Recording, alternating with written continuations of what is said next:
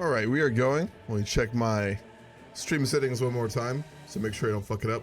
Alright, how's it going, folks? We are going to be continuing the mega campaign today. Now, I started this, I think around 2 months ago. It's been a little while. I stopped because I just simply didn't have the time of all the games that I was doing. Probably don't have the time for it right now, but I was editing all the old episodes and it got me really back into it. So we're going to be doing this on Sunday mornings from here on out. I got started a little late. I apologize for that.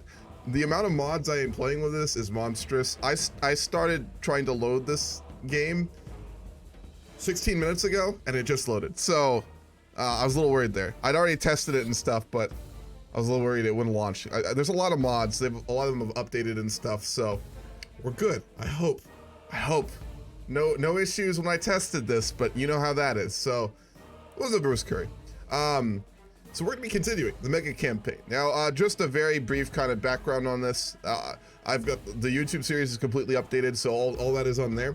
But generally speaking, we started off as a very lowly house in Sardinia. We started off as the Judaic of Logudoro, which included the capital city of Caesarea up here in the north of Sardinia. We started as the weakest, the poorest, and the most backwards of the many leaders of Sardinia. Over the course of, I think, 5 generations now, we have finally, very recently, underneath our father, King Alessandro, the Benevolent of Sardinia, actually formed a kingdom. So we are a king now in the Mediterranean. We have fought in 2 crusades. The first one we lost quite badly. The second one we succeeded in. Our grandfather, Castoro, became quite famous for, though him and his wife had some issues. We are currently playing King Simeon. He is, as I said, I believe, the 5th of our generation. We also have a direct line into the Byzantine royal family. As you can see, though, as we all know, the Byzantines and their royal families get a little bit complicated. So we're in really good shape. What's up, Olmos? How you doing? Good to see you. So King Simeon is currently 39 years old. He is temperate, just, but greedy. So he's a very contradictory individual, although he is known for being a very good leader in many ways. He's a just man. He's all about the money. Is he competent? All right, he's got 13 stewardship. He'd be known for being certainly capable, but nothing like his ancestors. Nothing nearly like his ancestors. So in many ways, he is not really continuing the level of quality that his line is known for. And I'm sure he'd probably know that too. We'll go for wealth, given he's greedy. Let's take a look at what we need. We have not been coronated yet, so let's go ahead and be coronated. We just inherited. Alessandro just died. That's where we stopped last time. Again, that was, I think, around 2 months ago, so it's been a little while. Also, if my sound is weird, let me know. I screwed around a bunch with my sound to try and fix that last night and this morning. I hope that it is working. You should be hearing music that should not be screwed up. So if that changes, please do let me know. We're going to make the Judaic of Cagliari our chancellor. Now, they're of our line now. If any of y'all have watched any of the YouTube episodes or seen this live, you would know that we got a matrilineal marriage with our grandfather's daughter. So it would be, I guess, our aunt married into, I think it's her, yeah, Margot Torres. She got a matrilineal marriage, and the cadet house that was also in Cagliari is no more. So they're of our line now. So we're gonna make Judaic Gavini of Cagliari our chancellor. He'd be our cousin once removed, I want to say. Oh my god, he has an eidetic memory. Probably nice to have a chancellor that has a photographic memory, huh? That'd be pretty cool. For our steward, we will go for Judessa Natalia of Tortolia, another one of our vassals. We have very competent vassals, don't we? For our marshal, we'll go for Jedi Galu. Everyone on this island is related to us, by the way. Our dynasty just rules everywhere. Although that's good for our dynasty, if we're going to be honest, that will almost certainly create a lot of political issues as we go down the line. Anyone who plays Crusader Kings who has read history relating to lots of people of one family being in a concentrated area with many titles they have claim on knows that tends to not always go super well, just generally speaking. Humans are ambitious by nature, most of them at least, or at the very least they get grudges and generally plot and scheme. So that'll be fun. And then lastly, our spy master will be our brother, Prince Miguela, who is glowing and intelligent. We've got a very competent council, don't we? My gosh, you don't normally see that in a game like this. We'll get our wife to help out with the court domain. What's up, bros? I hope you enjoyed the game yesterday, or 2 days ago. I apologize. Sunday, right? Gotta lose track of time on the weekends. Well, what's up, Lollipop? What's up, Susie? What's up, Truckoneer? The Habsburgs called they want their incest back. Funny you bring that up. We married, we married into the Habsburg line. Did that actually go into any of our lines? Well, I know we got someone to marry into the Habsburg line. Let me look. Who was it? Someone did from our dynasty. I know that for a fact. God, our family tree is so fucking crazy. I don't even want to go back. But we have already married into the Habsburgs line. I don't know if they ended up having kids or not. But the Habsburgs are somewhere over here. There's a way to look this up, isn't there? Let me. They're around. Yep. Okay, our wife is a Habsburg. That's who it was. I knew that there was a Habsburg. You know who it is? It's our wife. Our wife is a Habsburg. Yep.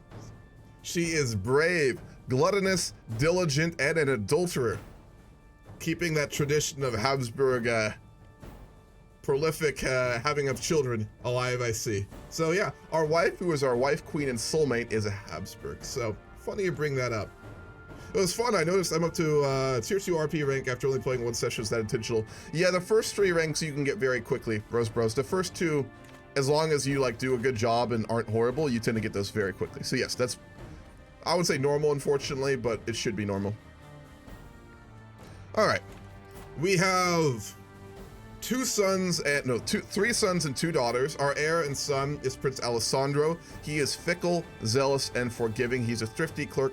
He's not very competent. He's only 18 though. Perhaps he'll get better with time. Our grandfather was famous for that, Castoro. Very incompetent at a young age, thought by many to not really gonna be going anywhere. He turned out to be the icon of our dynasty who forged everything we are now, sieged out Jerusalem, and established the Christian kingdom in the Holy Land, which is no longer there. Our dynasty that we founded in Jerusalem was brutally slaughtered by the Muslims, and they're no longer in power. But there was a time our dynasty did rule there. So, our second daughter is Princess Adila. She is diligent, ambitious, and greedy, and astute intellectual, very competent. Betrothed to a prince of Burgundy, apparently. Our second daughter is Princess Elena. She is unbetrothed. She is wrathful, temperate, content, an insightful thinker, and intelligent. We've got a lot of very intelligent people in our family. She would be very fun to talk to. Very interesting person. Very well educated. Our second son is Prince Simeon, named after us, of course. He'd be Simeon II. He is calm, forgiving, cynical, and rowdy. Not super competent, but he's only 14. He's just coming of age. And then we've got our youngest son, who was just born, Prince Alaveru, and we don't know anything about him. He's only 1. We're gonna pick his education, and we're gonna go ahead, I think, and probably make him a scholar. We don't want our youngest son to get any ideas, get too martially competent, you know. Don't wanna have to deal with any of that. We know, we've seen what happens when there's any conflict within the family. Our grandfather dealt with that a little bit. I gotta say, the indie gotta be fixed since I was playing yesterday as Bulgaria. My country went into depression less than 3 minutes. Yeah, so yesterday there was a mod that like really screwed up the game. We're gonna try and remove it, and hopefully the game will be stable. We tested it last night, and it looks like we'll be good. So yeah, we already looked into that. He can't marry the Pope. Okay, so we also, our wife, of course, Queen Oda. She is from the Habsburgs, which are a fairly wealthy lower German house. So that's where we're at right now. We do still have our siblings alive too. Our brother is our spy master, and all our titles got split when we inherited. We only control Sassari. It's very wealthy. We get a lot of taxation. Well, it's a very, very, very, very prosperous trade hub. I mean, completely. But all our titles got split between our siblings. So we have only one real holding. Now, that being said, we did just take power, so let's go ahead and plan our coronation. We got the money for something good. Our daughter can marry. We'll wait on that a little bit though. Let's get a guardian for our son. We'll go ahead and finish his education. Actually, hold on. He's being educated as a steward. We're all right at it, but if we can get someone a little bit more competent to be his steward, let's see if we could do that. She wouldn't be bad. Judesa Natalia would be a little bit better. We'll get her. Get blackmail her. Oh my. Let's offer her our son. And yes, she will accept that. We can modify our vassal contracts. We're not going to do that. We are going to inherit a lot of titles if our siblings die without children, but I kind of hope that they do have kids, because we want a lot of our dynasty in case we screw up at any point. That will be accepted. Cool. All right, let's plan our coronation. The greatest decision for a Catholic ruler such as I will be who exactly crowns me. Of course, the Pope could be truly illustrious, but they would no doubt ask for something in return. We're wealthy. We're the first leader to inherit a kingdom. Our father founded a kingdom. We are going to inherit the kingdom, so I think it's only fitting that the Pope crown us. Oops, I hit this too many times, apparently. Hope that doesn't bug the event. The Lollards. Dupiagu in Apula has announced to the world that he and his vassals have converted to Lollardy. Heresy in Italy. Disgusting. Disgusting. He should be ashamed of himself. Oh, he's a peasant leader. That's why. He's nothing but a peasant in fineries. That's all he is. What's up, Dolphin? Good to see you. How many hours do I have in CK3? Hundreds? 300 or 400, I'd guess. All right, he's gonna crown us for free. Wonderful. The Pope will be the one to crown us. It is bugged. Oh fuck, we bugged it out. We're gonna get 3 coronations, I think.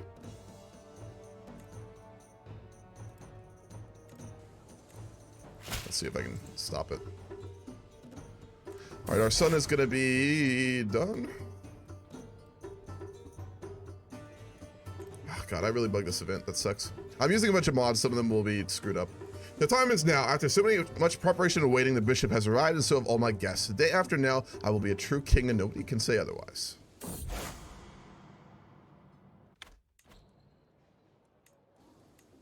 Fuck, we can't just get rid of it either, can we? He's a duke, though, a peasant leader who somehow became a duke. Yeah, somehow. Took power. 400 hours. That's pretty good. I can actually go look right now and tell you. I have a lot of offline hours, though, but let me look at my hours. If my Steam will load, that would be lovely. Yeah, god damn it. Bugged events.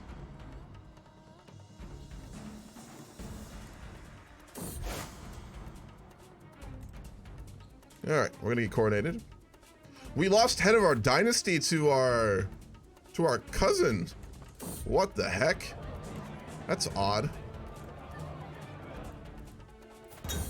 Wow, we're no longer head of the dynasty. In the midst of the festivities, the captain of the guard hurries towards me. My lord, as soon as someone has set fire to the dynasty banner, the evidence points towards my lord's sister, Queen Iana, who has been acting strange this evening. That's our sister who's married to the King of Leon.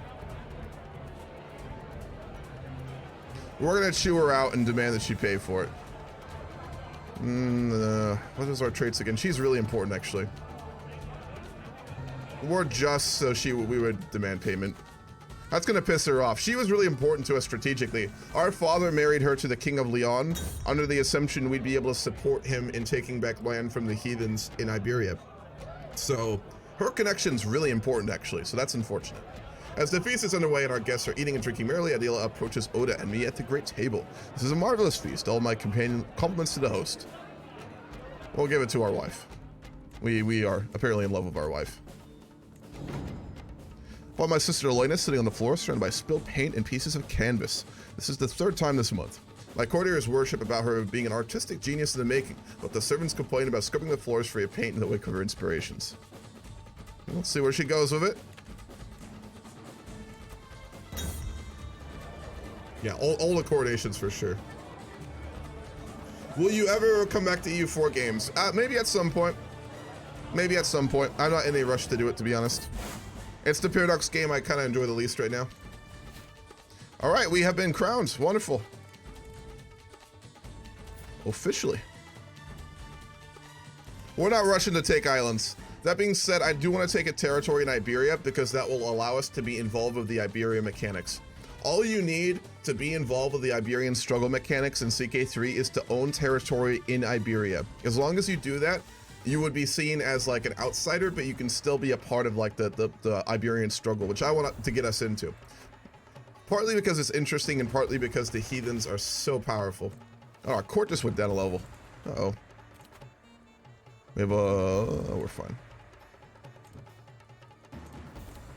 Let's go ahead and hold court. Man, our court is so cool. Look at that. Make sure my screen's not blocking. It was before.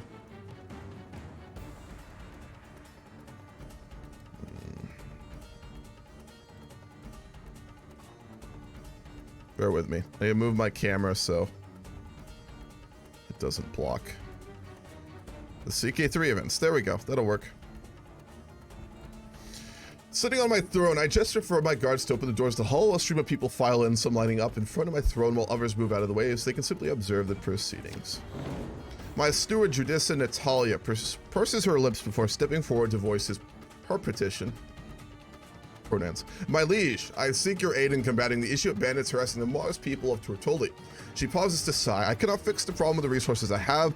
I ask for any aid that you can spare. She has plenty of money and plenty of soldiers, so I don't know what she is talking about, because she's avaricious. We're also really greedy, so we're not just going to hand away resources if she has them.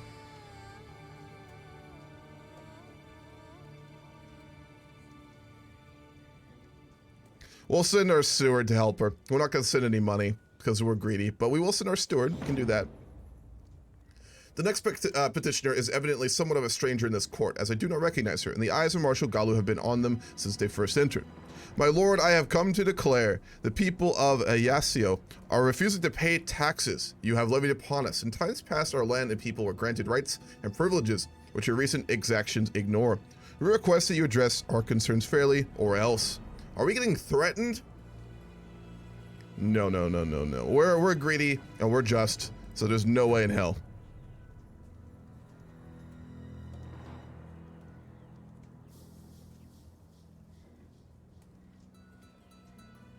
We'll go the stewardship route though. We're gonna renegotiate the charters and get a better deal. Yep. We succeeded. We renegotiated them, so we made even more money and got a tax assessor. So, wonderful. That actually worked exactly in our favor. A frightful peasant strolls all too close before a guard steps between us. He backs off with Link laughing through scant teeth. Your lordness, I am here from Allegro, with a matter of great import. You see, King, it all started last harvest. Brewer's goat wandered into the blacksmith's wife's niece's shack and caused a great mess, she did. All you should have been there to see the magnitude. He's a fool.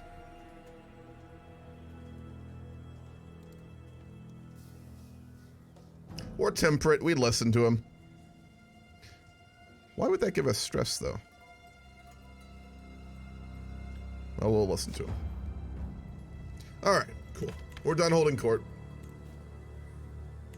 Okay, so we got a good deal of money. Let's see, can we upgrade anything? Building another town would be really nice. We almost had the gold fort, so we'll wait for that. We'll upgrade our holdings in Logadaro massively.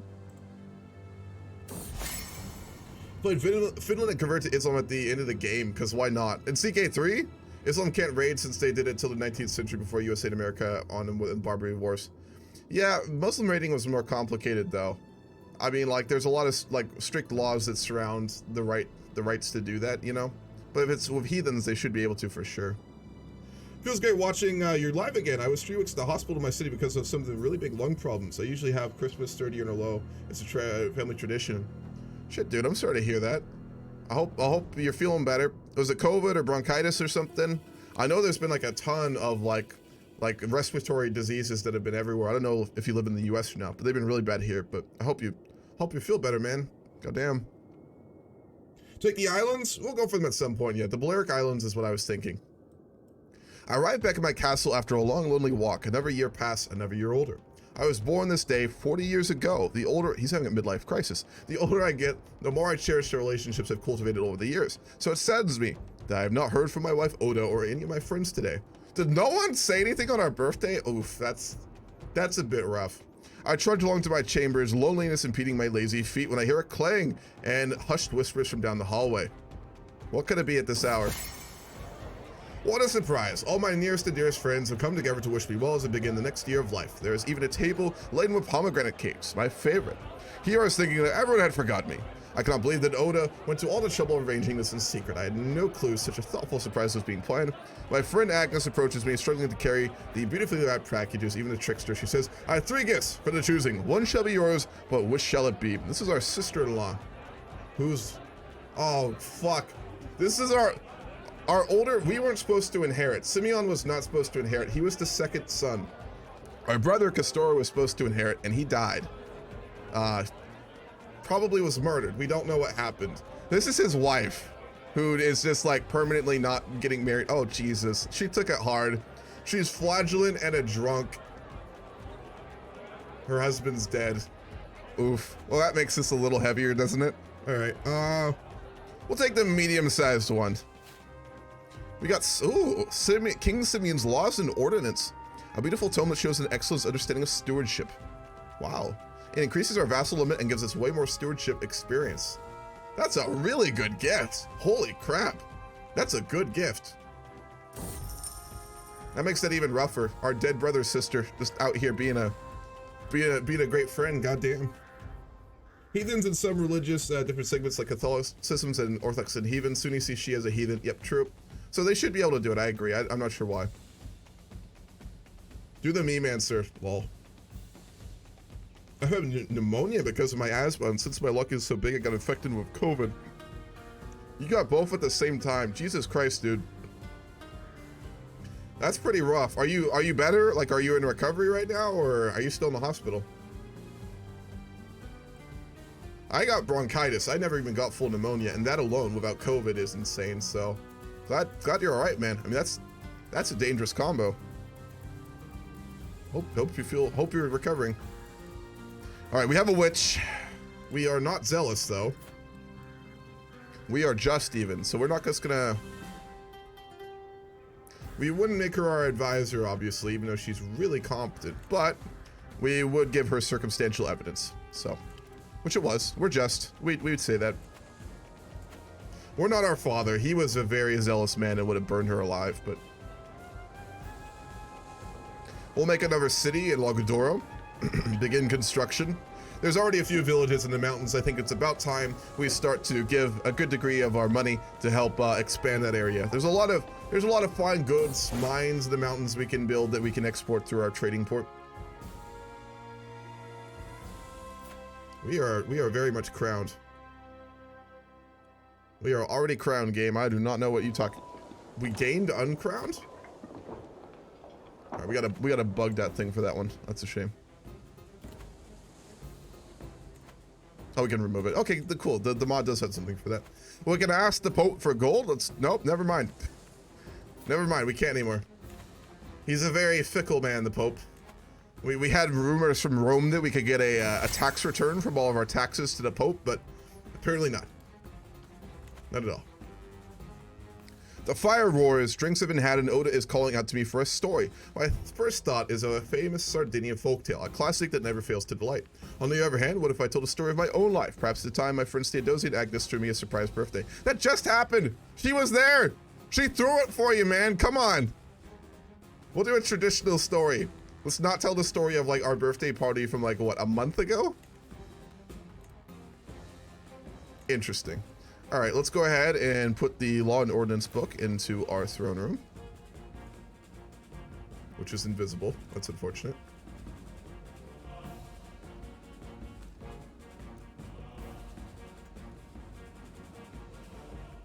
We'll go ahead and upgrade all our fort tiers to, all of our castle tiers to 3. We want an administrative court, so that's fine. Sardinian, yes. We'll go ahead and upgrade our court a little bit more. We're a king. We need to have at least a tier 4 court. Tier 3 is just embarrassing.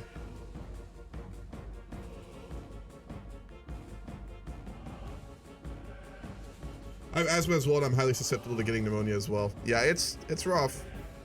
You're at home recovering. Well, I'm glad to hear that. That's good, man. We'll become an administrator. Perfect.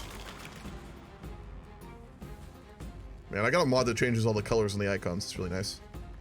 Oh boy. Lately I've been feeling like my life is terrible. Why? I just feel so exhausted. Oh man. He's not even doing anything too crazy. I mean, like, If he had been like fighting in wars and stuff, I understand it. Also, the papacy has gotten so big. That is ridiculous. It's a little worrying. Simeon has come of age. He is our second son. He ended up being cynical, forgiving, and calm. Not the most competent, but he's all right. Let's go ahead and betroth our daughter. Our second daughter has not gotten a husband. She is 17. She's very competent. Let's see who we could potentially marry her to.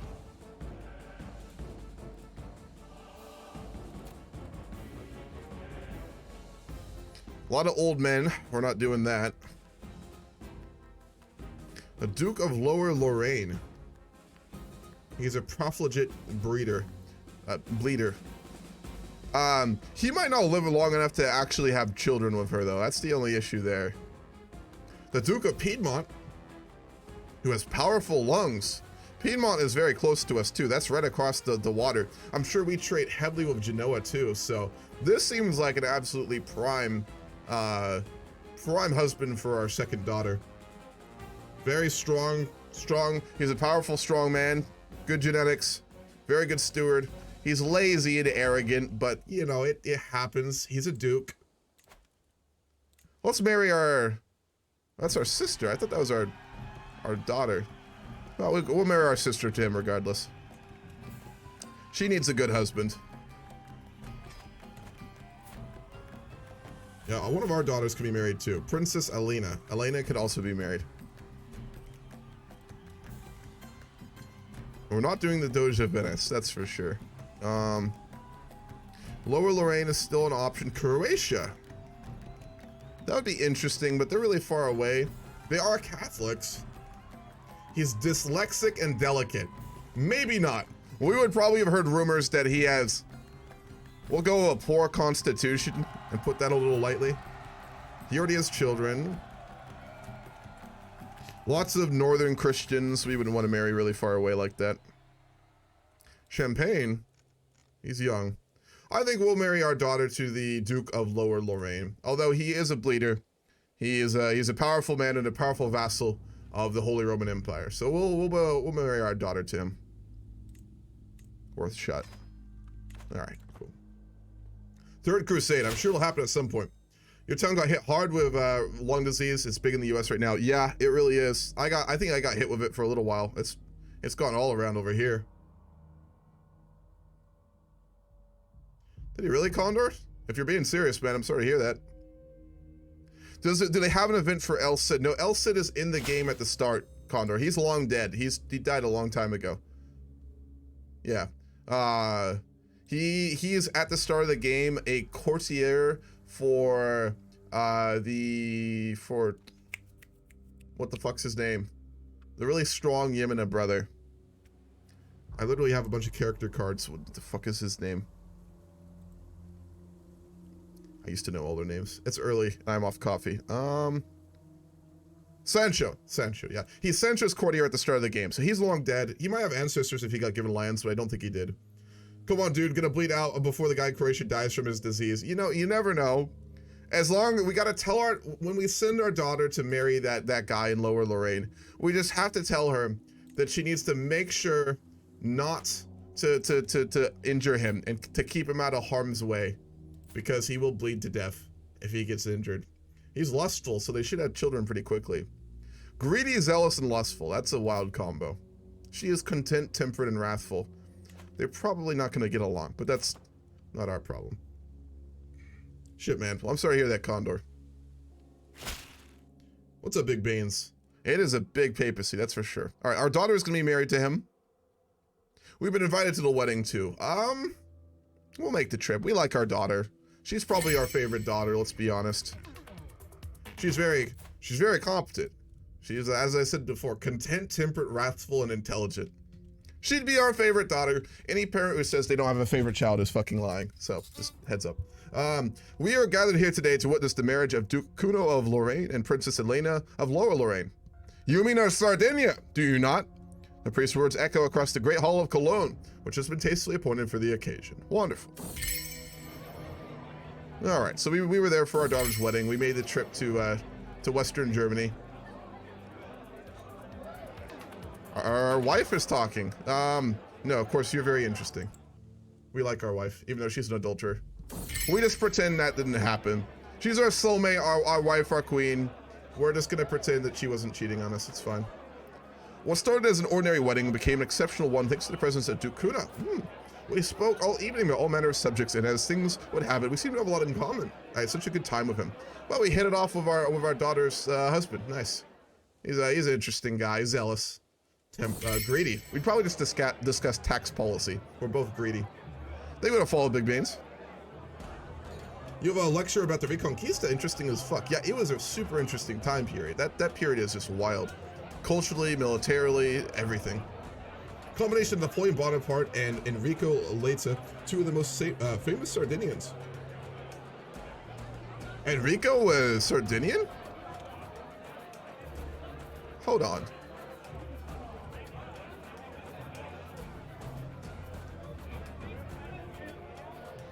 Yeah. Wow. Huh. Didn't know that. All right. Yeah, Napoleon was from Corsica, so he's not technically from Sardinia. He was from like right up here. That's where he was from.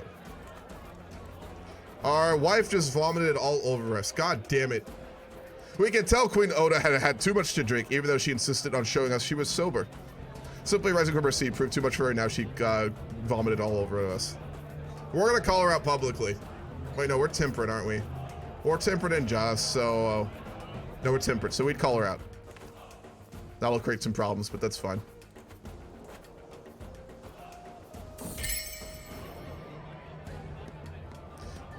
All right, wonderful. Well, it was besides our wife getting way too drunk, it was a good celebration. We're gonna head back to Sardinia. The levy is burden on your vassals is stretching their troops thin. I urge you to consider lowering taxes in the Kingdom of Sardinia so they can properly defend themselves from aggression. Our uncle and Marshal is suggesting this. He's a competent man. We like him. We trust what he has to say, but unfortunately, we're greedy, so we're not gonna do that. And our uncle is a beast. Ambitious, diligent, temperate, intelligent, a crusader, a novice physician, a skilled tactician, gallant, a blade master, a holy warrior. Jesus Christ, our uncle is a beast. Wow. All right, our son and heir was marrying his wife. Who the fuck is this? We didn't approve this marriage? What the hell is this? Son, I did not approve your marriage.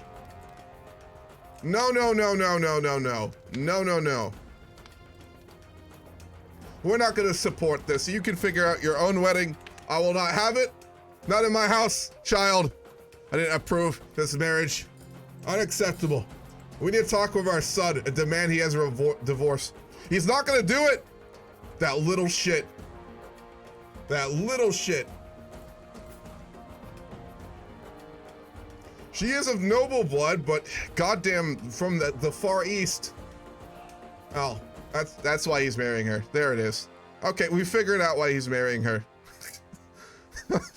Fuck. I get it, but no. No, no, no, no. You need to divorce your wife. Listen, we need to talk with our son. We're gonna invite him to have some chats. We're gonna start getting close to him again. We need to convince him to divorce this woman. I'll speak with the Pope myself. We'll get him a divorce. This is unacceptable. It's not happening. He's a beast. You mean it like that? Okay, I get it. Although not all Corsica is run by House Torres yet. No, just part of it. So we're a merchant feudal kingdom since we're heavily investing in trade. Yes, we are. We're very wealthy. We have the biggest trading port in Sardinia for sure, and one of the bigger ones in the Mediterranean probably. We've been invited to a wedding from our cousin who we don't, he's all right. No, we're good. Thank you though. It's polite to do that. That event is really bugging. All right, son, come on. You know this is not the best for the family. You know this is not, listen, I will pay, listen. I will pay you, son, a sizable sum of money if you divorce your wife, okay? I'm going to send you a lot of money. You can do whatever you want with it. You can do whatever you want. If you want to go screw around You know, if you want to go on a trip, do whatever you want. Here. Just divorce your wife. He's not gonna fucking do it. God damn it. My antiquarian Aldalina approached me with a worried expression on her face. My lord, I've grown increasingly concerned about your basic lines are in an utter state of disrepair.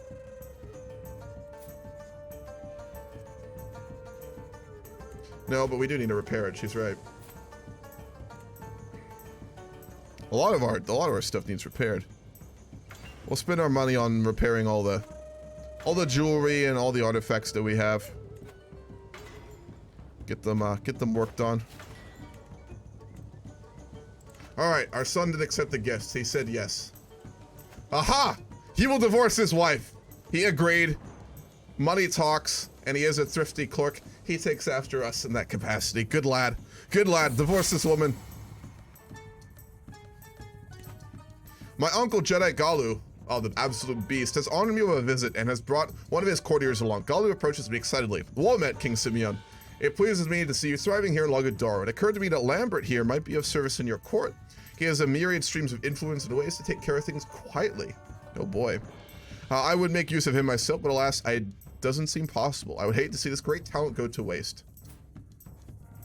Oh, he's strong. Oh man, he's a beast. He's gluttonous, brave, and shy. He's just a very quiet dude who can absolutely fuck your shit up. He's just a great fighter. He'd make a good guard. And we befriend him too. We befriend our uncle. He really doesn't like us though, so he would make the best guard, but we're friends with our uncle now.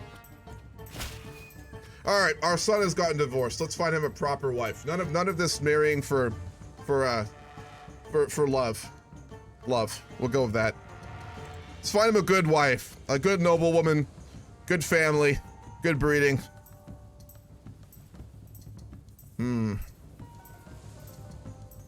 Let's see. This is from the man. Not a lot of prestigious women here. I'm gonna be honest. Clognac.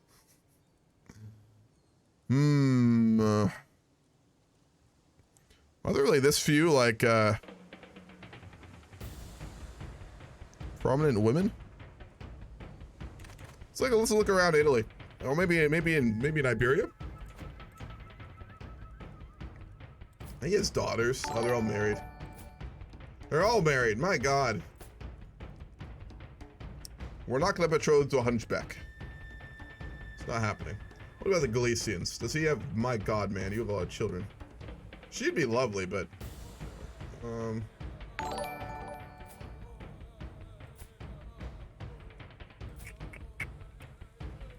we're not going to marry into our own family, so let's not do that. What about the French? Princess Judith is not married. She's dyslexic. Oh, she's a nun. Fuck. The French king's one daughter, and he made her a nun. Wow. Spindly. Oh. Oh, we're not marrying into that. Oh man. Why are there like no non-married women for our son? Maybe he had a good reason. What about the Tuscans? Oh, a bleeder and a fornicator. Already betrothed. My God. What about the Lombards?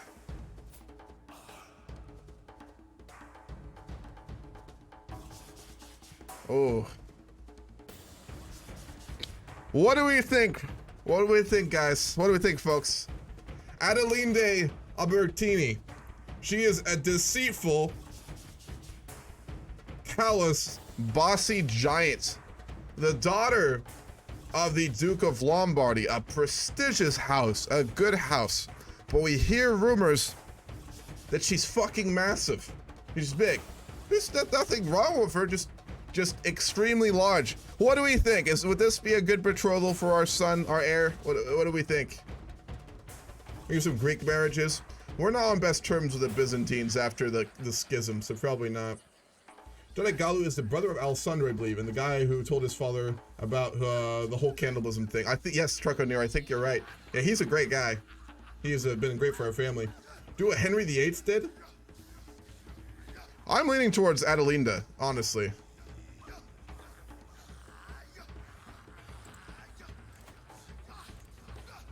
Is that the right one? So many fucking children. Let me make sure that's the right one. No, we want Alessandro. Let's do it. Lombards are really, the Dukedom of Lombardy is very powerful in Italy, and they'd be very useful.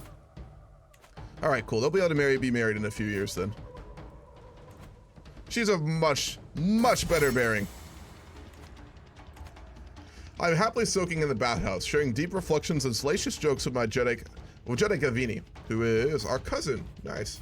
Oh, he's the one with a photographic memory. He's our chancellor. As I feel all the tension leave my body, I realize that it's not the warm water loosening my muscles. I'm genuinely having fun. It's because of Gavini's company.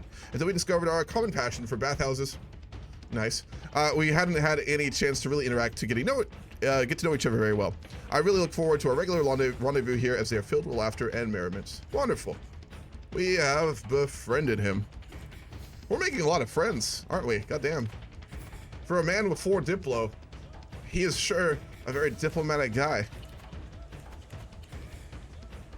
Let's ask the Pope for gold. Alrighty. Secure the Mediterranean.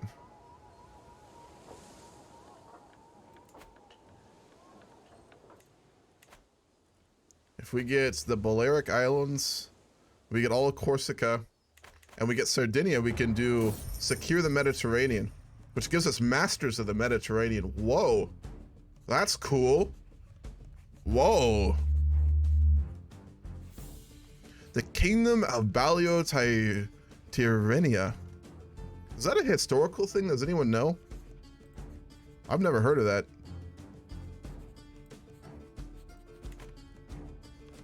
As additional payment in a recent trade, I find myself in possession of a large herd of cattle. I've been assured that the animals are the highest quality, but the question is what should be done with those that remain. Let's try and make an even bigger cattle herd. We're greedy. And we got a large cattle herd. Well, wonderful. Look at that. Development growth, 20%. We have Judas and Natalia working on development in the capital. What is it at right now? Oh my god, we have 37 development. And it's only 1187.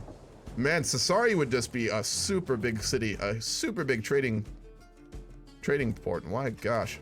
How's that compare? We're almost as developed as Rome is right now. Rome has 39. Byzantium is way bigger. It's got 48. That makes sense. How about London? What are they like? 16. That's embarrassing. Paris. I can remember the fuck it is. Ile-de-France. 27.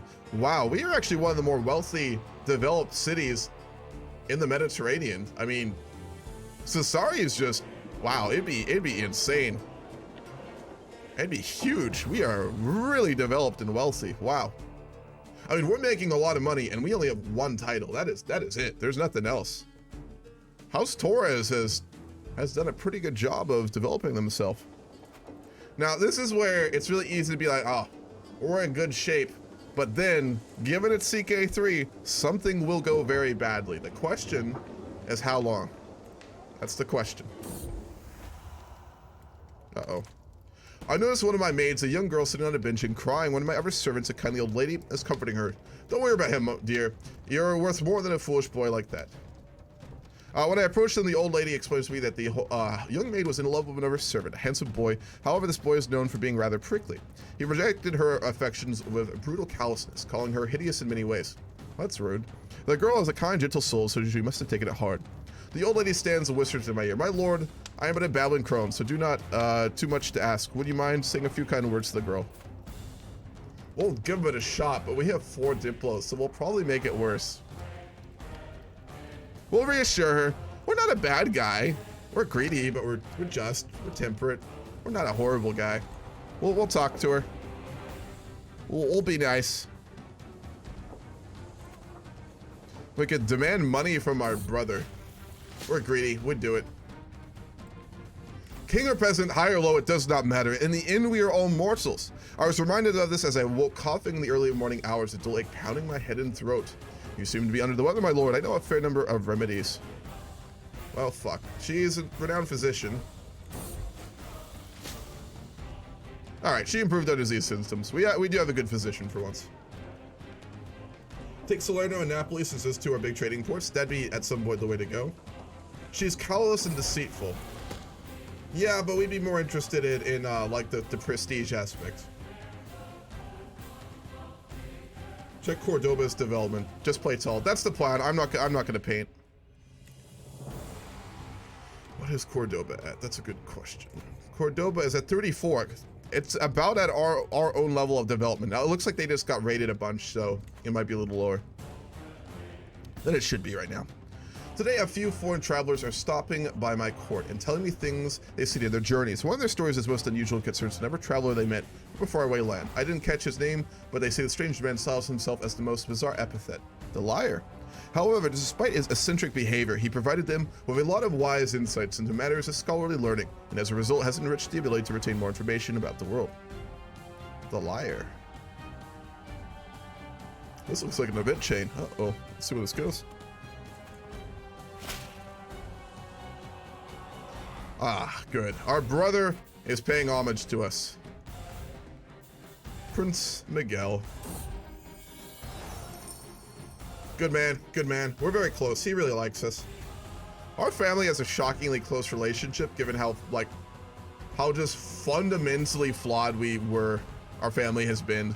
Both of our brothers really like us. I mean, they do have titles and they're quite wealthy, so I guess that makes sense. Are all of us just? No, only us and our brother Alessandro are just. All right, we have a lot of money. Let's see if we can upgrade any of our holdings. We'll upgrade the temple. Is what we'll do. And Mecca. Mecca doesn't seem to have a lot of development from what I've seen. Yeah, it's only 29. It never gets super developed. About Cairo.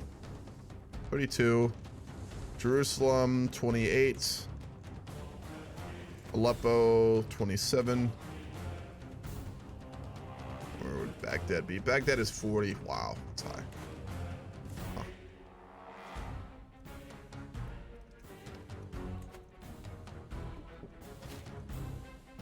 Our splendor level just went up. Oh. We are now a well-known dynasty in the world. We're well on our way to significant. Cool. How far are we from another legacy? Oh, please don't tell me it's bugged.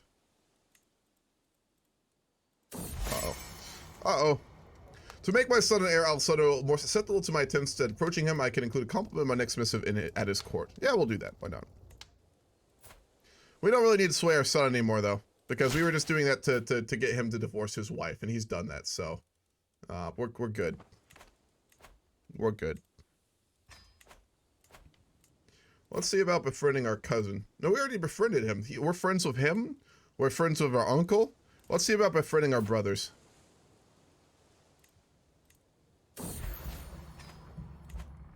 Good. We're no longer sick. Yes, I'm still listening.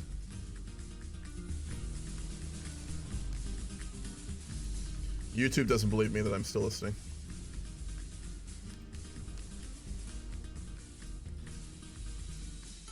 Okay.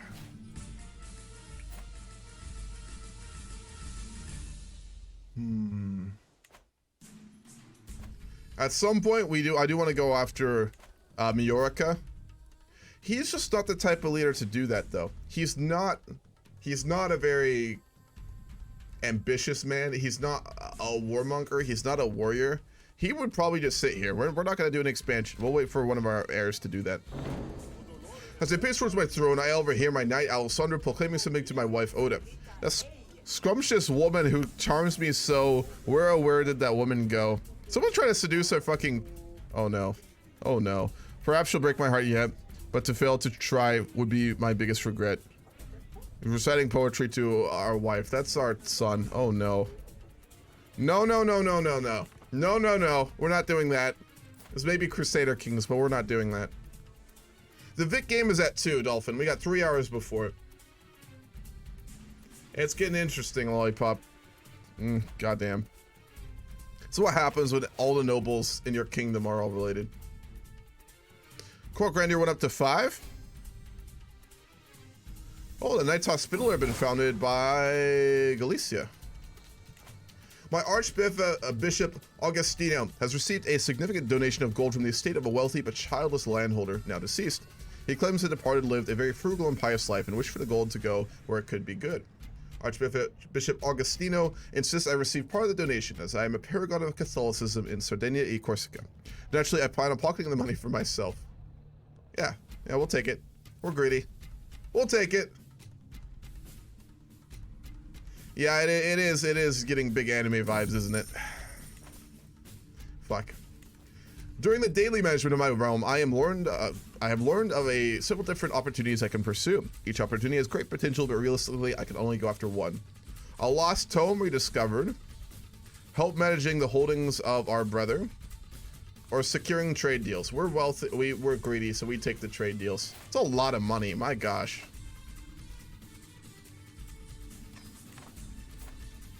That income just going up and up and up. All right, we have a lot of gold. Let's see, can we upgrade anything? Yeah, we can upgrade our castle to level 3. We'll almost hit the money for that. It makes sense we'd want to have a bigger castle. I mean, we're so fucking wealthy, and Caesarea is so developed that we definitely would attract raiders and things like that. We haven't seen the Vikings come down here, but most of them are Catholics now. I saunter between the market stalls of Caesarea, heavy pouch tugging at my belt. How do I make this coin work for me? As I admire the wares of a local smith, good steel, a sound investment, my uncle Jedek Galu, the Chad himself, suddenly appears at my side. A word of advice, my friend. Have a look at the mason's workshop over there. Their wares might be simple, but their potential is great. This dude is such a beast. Always with the good advice. He wants us to invest in the mason's workshop, which decreases building costs and gives way more taxes. Yeah, we'll go with that one. Man, 65. Let's just hope this dude lives to like 100. All right, we can do another Dynasty Legacy. What do folks think for this? What do we want to do next? We have 2 in Warfare. We have 1 in Blood. We're doing this RP-wise, so what do you think? Bounteous Loins, Desirable Match, Vibrant Court, Convergent Blood, Ominous Reputation, Mostly Fair, Squire Traditions, or Language Scholars. All right, Law. Dolphin says Law. What are we thinking? Goes Popular Opinion and Decreased Cost on Hunts and Feasts. I mean, we have been very just and good leaders, so Law would make sense. Why not build cities and castles around the kingdom since the money will come back to you in time? Because he's greedy and he'd realistically probably only invest in areas he gets money. Now, if we run out of things to spend on, we'll do that. Yeah. Bounteous Loins fits the growing dynasty. Something that keeps his money and his people safe. All right, I'll do a poll. We've got 2 options. Anyone want to throw everyone in there before I make the poll?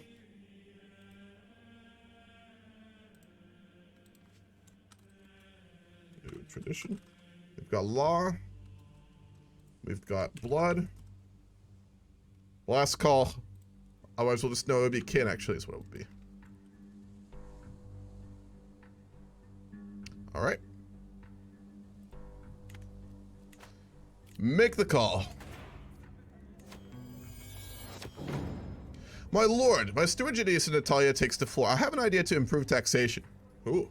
Color me intrigued as a greedy man. You can send surveyors to question your subjects about every property, its name, owner, extension, and value, and how many people and animals live there. A survey, my gosh. It's expensive, but that seems very useful. We could tax them even better, so we'll do that. An ancient figure approaches my throne with a click and tap of his cane accompanying each step. Pedro de Aristanis. My lord, I am a genealogist, and you are aware you are of a noble origin. However, noble is not quite the same as divine or mythical. I desire to write a scroll which will trace your complete lineage back to the dawn of history. For a few gold pieces, of course, I can reveal the truth to you and the world. You are a true descendant of the legendary founders of this land. Fine by me, if you would like to prove that for the whole world. So it seems like a good idea. My lord, my cousin Jedek Gavini, who is our friend. Looks very contrite. The last period has been very tough on my domain. Extra expenses were required on every front, and my coffers are sadly empty. No, he's telling the truth. We'd know that. He's very poor. It pains me too, but I resolve to appeal to your munificence for help to paying off the debts. I will not forget your generosity in my time of need. Normally, I'd say no to this, but we would know that he's telling the truth. He's got a deficit, and he's our friend, and he's our blood. So we will, as much as it would pain us, we would do it. And it does pain us. We got noticeably stressed giving away money like that.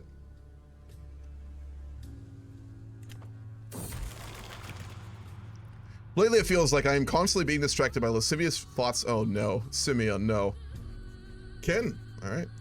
And erotic fantasies. Oh boy. With all the hardships of my everyday life, it is all too easy to lose myself in daydreams and forget about reality. These desires are clearly interfering with my life, but what should I do about them? We can convert. We can have another mental break. Or we can become reclusive. We're going to get more stress, and we're going to go in a private room, and we're going to flagellate ourselves. The whip falls upon my back, and I shudder at the clarity it brings. This was a real thing back in the day, which is terrifying. Pain is all that I feel, and pain is all that is on my mind. Beating himself, and we got wounded from that. All right, we're gonna go for bounteous loins. We have higher fertility and attraction opinion.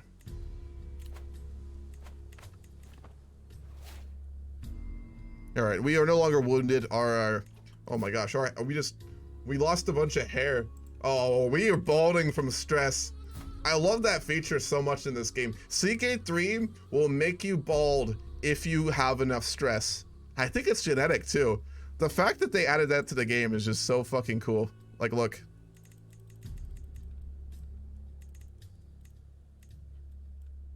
That's stress right there. Look at that. Fuck, man. All right, we're really stressed. I think we need a new look. We've cut our hair. We're balding. Fuck it, we're gonna start shaving our head, and let's get a better beard. Oh my god, look at that jawline. Jesus Christ.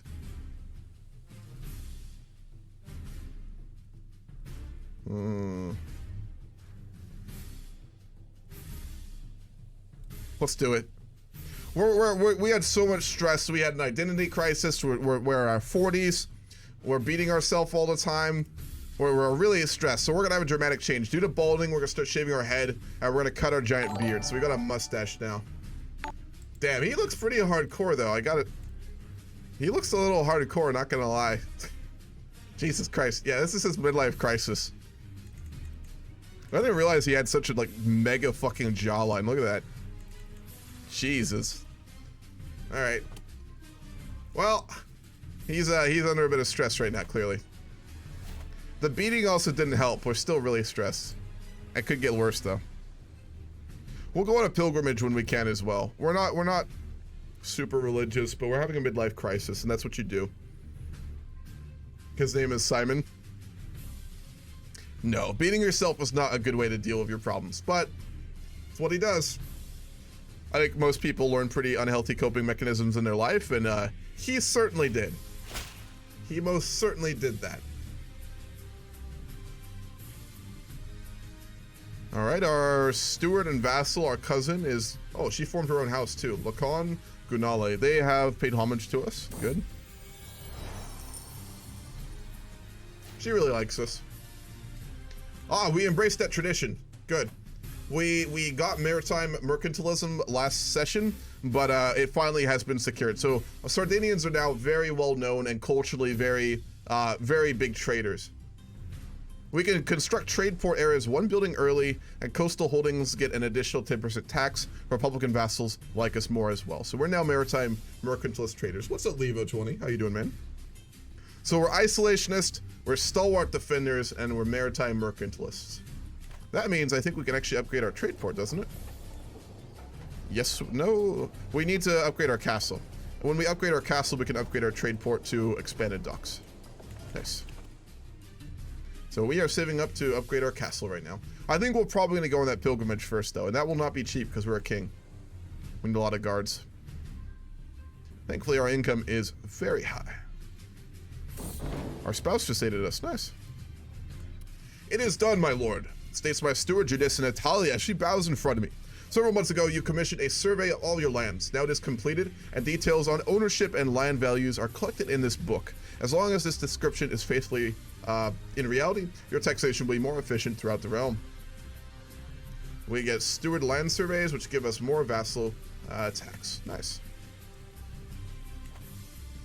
All right, how much would a pilgrimage cost? We're gonna go to Jerusalem. Fuck it, we're gonna go to Jerusalem. It may be controlled by heathens, but we're gonna go there. We're having a midlife crisis, and you know what you do in a midlife crisis? You make dangerous and stupid decisions. Not all the time, but it is fairly common. And Simeon doesn't seem like the type of man to do anything half-assed, if we're being honest. Just saying. So, I know that I will travel safely under the protection of God. My destination lies far from home, but in service to heaven. So we're gonna leave with a large contingent on one of our many ships we have from our trading port. Many guards, many courtiers, and we're headed for Jerusalem. It is owned by the Muslims, though, so hopefully we won't have any problems.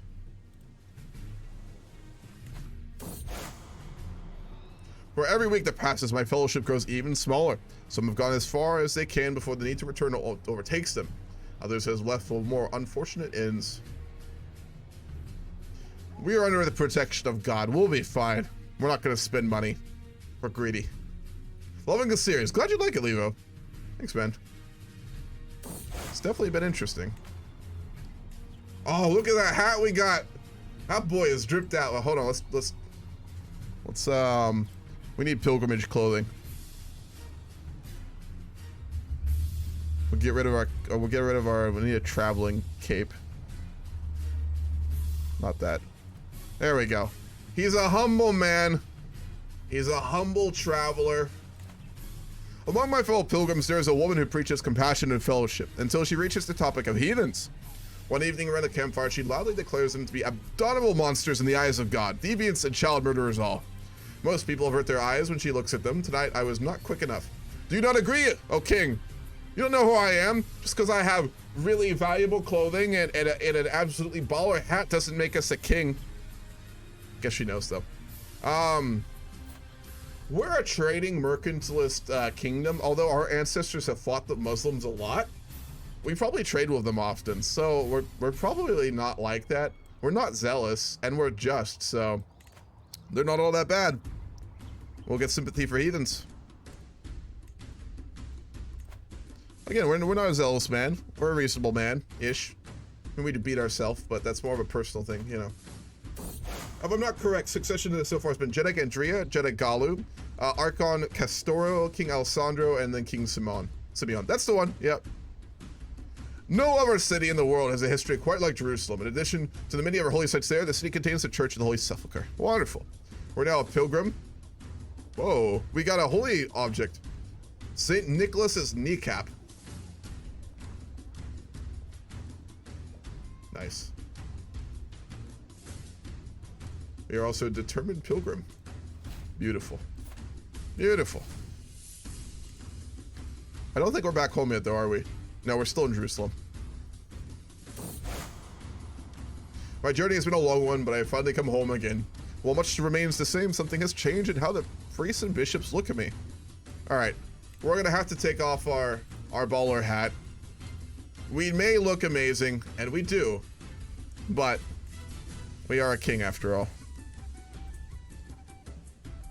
I gotta remember which one our crowd was. There's so many. Bear with me. The fuck was our crown? We had one of the spiky ones, I think, right? Well, that's fucking beastly. Jesus. I think it was this one. Fuck, I can't remember what crown we had. Jesus! That's a little much. Ottoman Imperial crown? No. We'll go, I think it was this one. No, it's too big, though. It was the Iron Crown.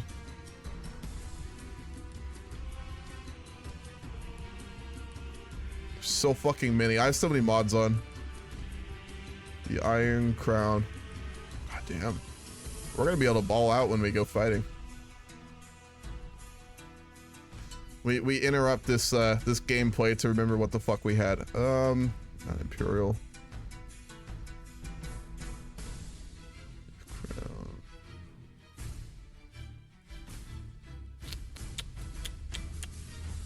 God, the amount of hats we have. Holy shit.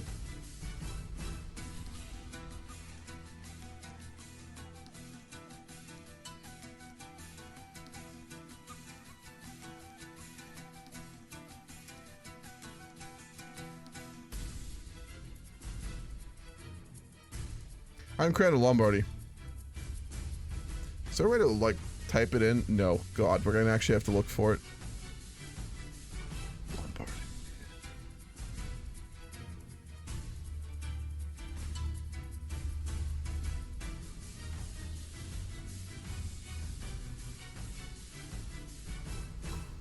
There's so fucking many. Holy shit.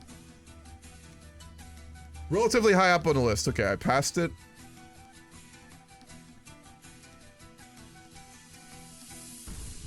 Crown of Lombardy. Aha! There it is. Beautiful. Thank you. That took way too long. I got it. All right, we'll go back to our clothing. Let's get some more drip. We've still got a lot of Byzantine culture on the island. No one said we were humble. We've been to the Holy Land.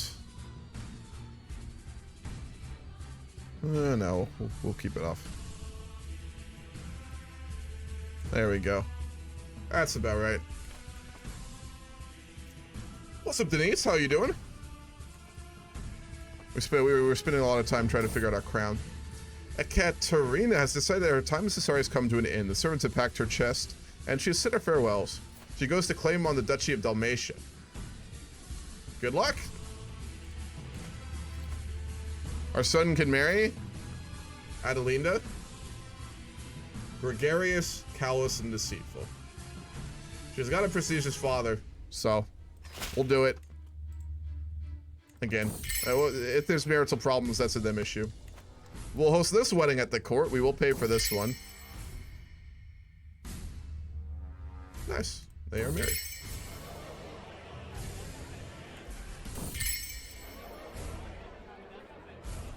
Hell yeah. Alright. Now our heir needs to go make some kids, because we need more heirs. Oh, god damn it. He puked all over us. Why are all of our family always getting too drunk and puking on us? I swear to god. We're going to call him out for it. A little shit. Unbelievable. What's your son like? The second son? Our second son is Prince Simeon. We actually need to find him a wife.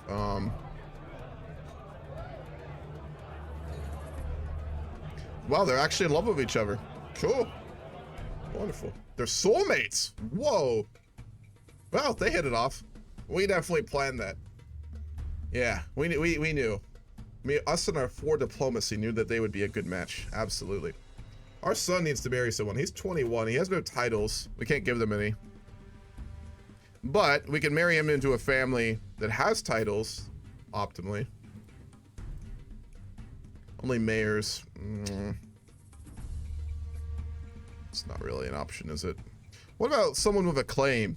What we could do for our second son. We have no titles to give our second son. We like him a lot. He's a good guy. Cynical. He's forgiving. He's calm. He's got a very good constitution. Now, we can't give him titles. That's just not an option for us. We're not a warlike man. We don't really want to go conquering. We prefer to make friendships. But if we were to find someone to marry him to who has a claim on titles that we are willing to fight for, perhaps we could get him lands that way. Someone we could actually fight. We have a pretty big army. We have 3,200.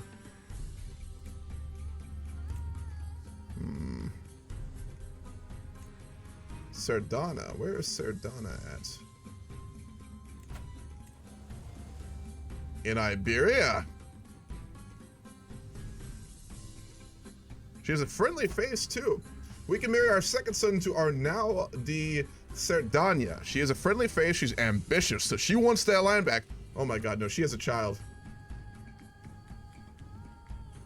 She married a dwarf who is now dead and had a child who will inherit anything she has. So that's not an option. God damn it, that would have been perfect. Oh, she didn't have a claim either. She just had a potential alliance. This is the kind of thing we want. Kinga Sultic. She has a claim on the county of Wrocław, which is in Poland. So that's not really what we want. Hold on. This will take a minute, but this is important for us. We're plotting away for our son to get some territory. Has claims, yes.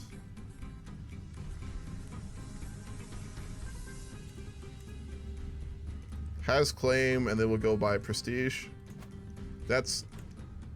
Where the hell is that? Oh. Ooh. The Muslims control it, but she is a hunchback. We're not doing that. She is a dwarf. We're also not going to do that. That's way up in the north. We're not doing that. Croatia. Ooh. Oh. That was the daughter of our heir. Now we really pissed her off. But she actually has claims on Croatia. I never realized that. Perhaps we were a little too harsh on her. That being said, we could try and establish our dynasty in Croatia. That'd be a rough fight. But if we, you know the woman who we made our son divorce, we can marry our second son to her, and then we could try and get her to claim Croatia, which would mean our son would inherit and rule Croatia. That's tough. They're very strong. No, he's a zealous Christian. We wouldn't do that. Piedmont, no.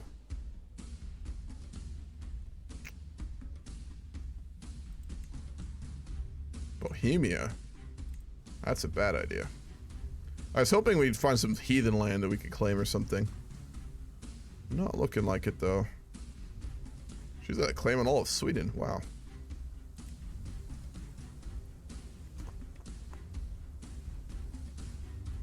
Galicia. Holland. Northumberland. I mean, we could make a foray into England. Then again, England is so strong. Yeah, we're not winning that. Oh my gosh.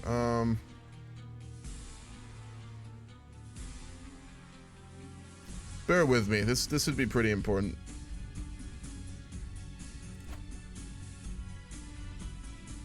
The East, no.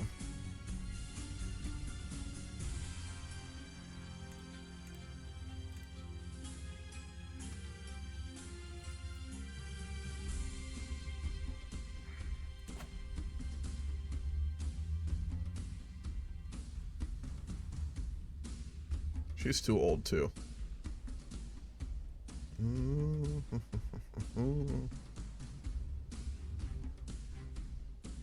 Essex. Doesn't look like it.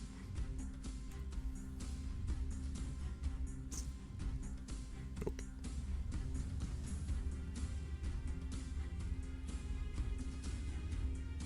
Are we ambitious enough to go after Croatia? No, we're not going to. All right, we'll find him someone just for an alliance then.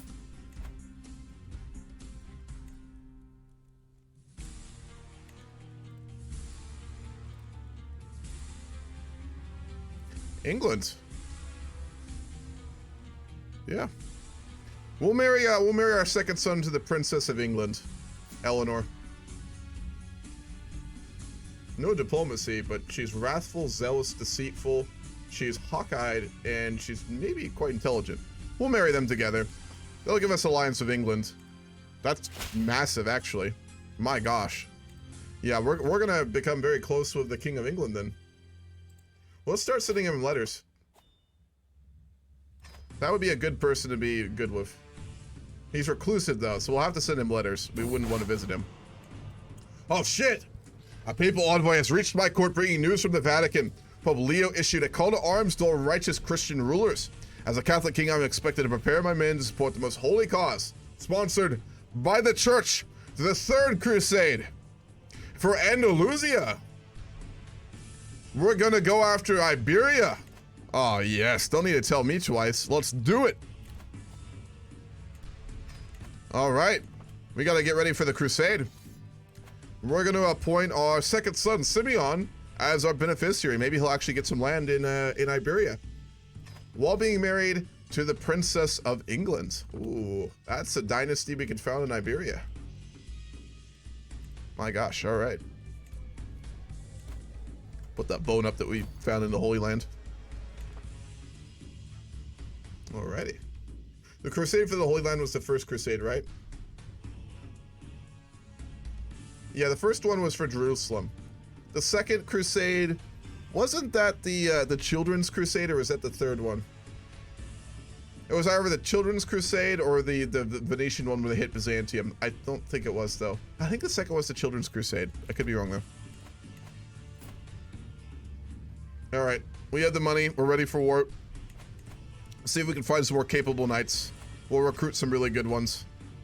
Well, we will need very capable men to fight in this war. Our uncle's gonna go with us, too. He'll probably lead our armies, because we're not remotely good militarily. Neither is our heir, for that matter.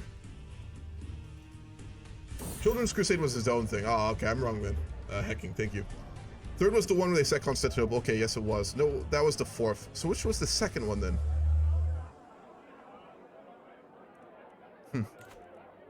Heart attack.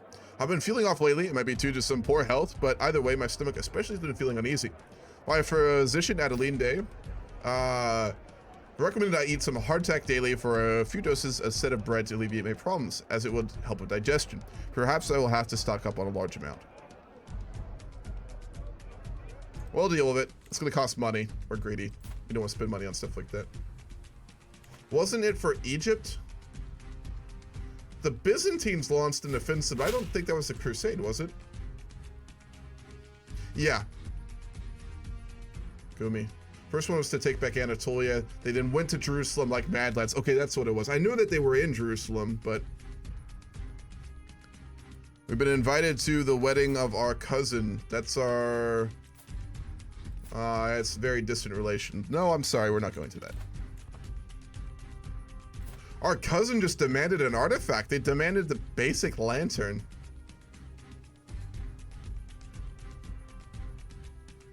Sure, if it means that much to you. I mean, it's just a lantern. You're welcome to have it.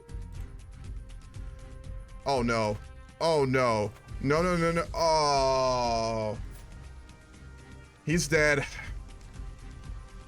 The Mega Chad Jedi Galu has died, our uncle. Oh, right before the Crusade! We were gonna fight together in Iberia and he died! Oh man, 67. He died of gout. Oh, so wealthy he died from it. He was apparently quite depressed in his final years. We didn't know about that. That's a shame. God damn it. He was a veteran crusader. He would have fought in 2 crusades if he had been alive for this. Wow. That fucking sucks. Alright, we need a marshal. We don't have any competent... We have no one competent martially. Oh man, that is unfortunate.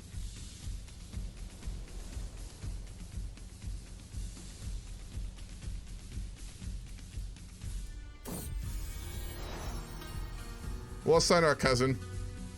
She's the son of her father. Maybe she'll improve with time. Ah, we had a grandson. Good. Alessandro, he's also going to be a giant. We're going to give the lad a martial education. That's our grandson. Good. We have heirs. Well, we are going to have to, well, our son, he's getting trained in learning, isn't he? We'll get our physician to teach him. We'll demand a payment from our friend, as you do. Here we go. The time has finally come to bring St. George's holy wrath against the vile infidels of Andalusia. Inflamed by righteous fury and unyielding resolve, the great army of crusaders assembled by Pope Leo sets forth to deliver divine justice. Can we call the Holy Order? No, they're already going in. Alrighty.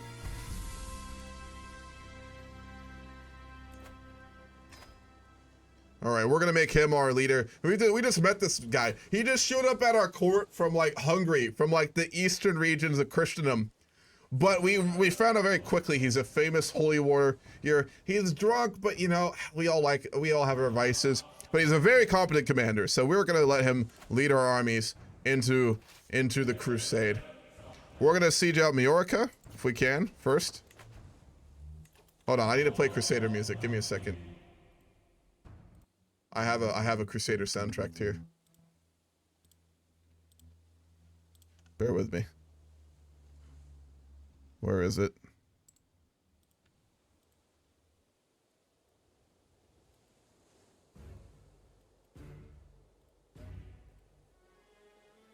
Here we go. Let's do this right. All right.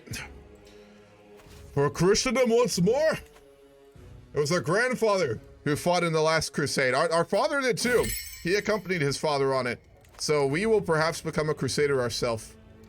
We have no time for a wedding. We are in a holy war. Let's take a look at it. We outnumber them vastly. We have 80,000 soldiers. They have 37,000.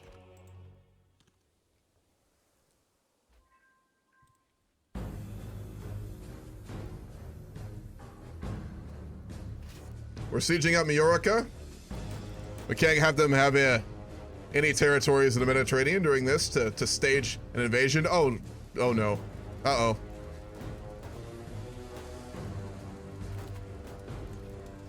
Simeon's gonna marry the Princess of England. He's the one who will inherit any lands we get too, so. Beautiful. I wish I could be there, but we are crusading. Hopefully he is too. Let's reinforce the armies of the Pope. They're to the south of Cordoba right now.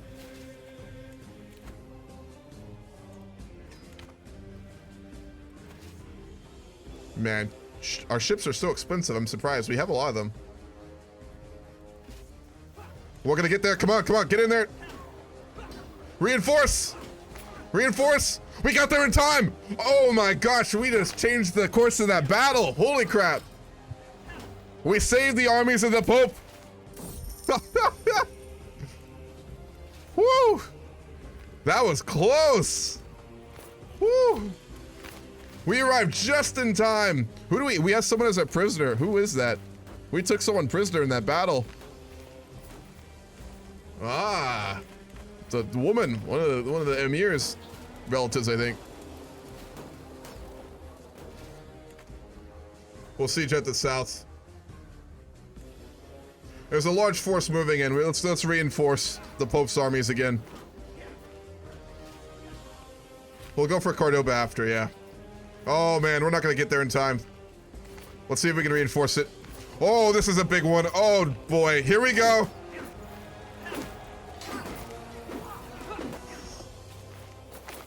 Ooh.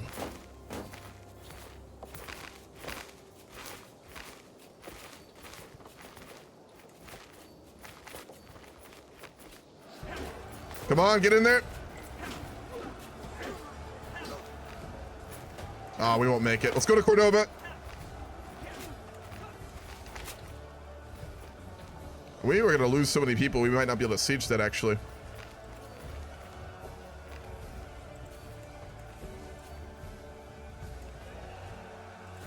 Fuck it, we're going in.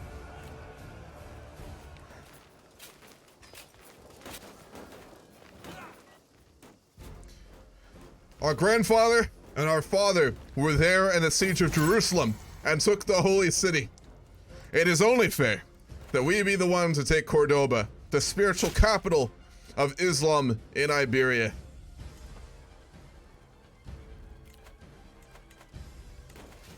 These are big walls, though. What level's the fort there? Too damn high. That's how big it is. Even in the midst of war, Judaism and Italian, their supporters and the loyalist faction are willing to use any excuse to push their agenda. Well, they're loyalists, so that's fine.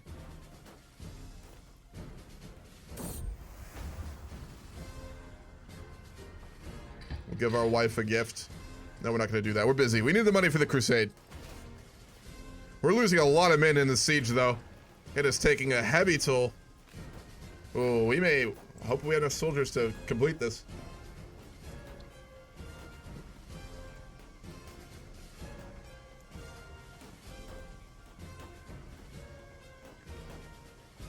If we get hit by any army, we're going to get defeated here. 6 months left, too. Come on. Come on. Uh-oh, that's a... Oh, no. Oh, God.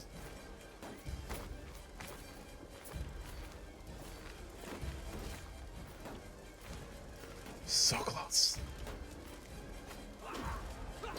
We will defend the siege of Cordoba.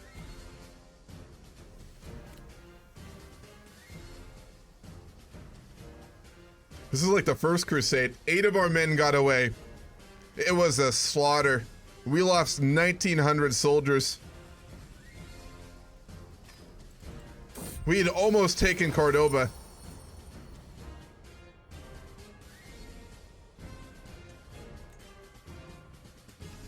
Wow. Well, not many made it back. We're gonna do what we can to recruit more men in Sardinia. Any good Christian will be ready to go back to the Holy Land. What's our contribution at? We're second, actually. Nice. Because we had our army slaughtered. Oh, man. I think our spy master died as well.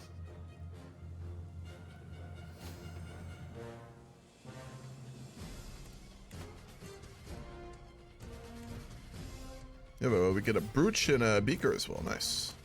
We inherited that from someone. I'm not sure who it was. All right, we're recruiting our men. What's our marshal doing? He's helping us. Damn. Your son got taken prisoner. Which one? No, our brother did. Oh, fuck. Oh, yeah, our brother was in that battle. No one got... We managed to escape. But our brother is taken prisoner. He is imprisoned by the Sheikh of Almedo. My gosh.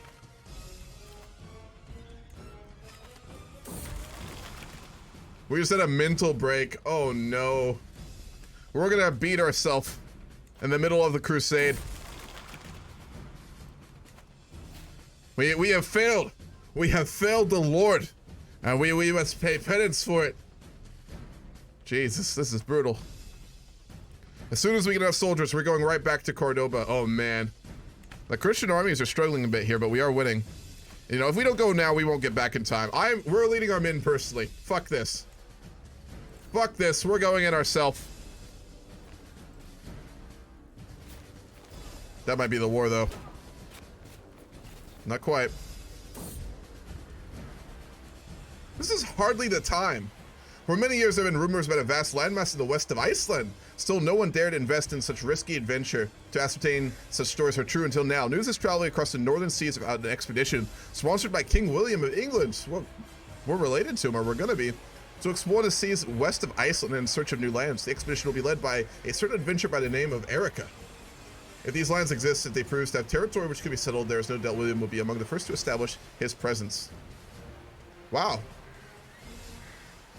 So England is going to try and see if there's anything to the west of Iceland. That's crazy talk. There's nothing out there. We're going right back to Cordoba. Yeah, we've got a lot of scars on our back, that's for sure.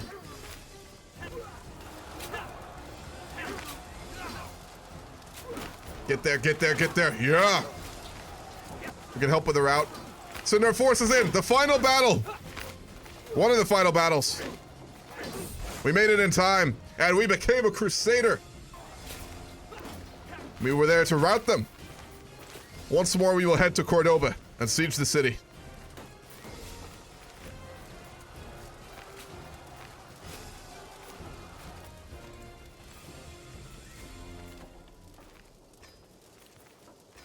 Beautiful. No, where the fuck are you going? Get in there.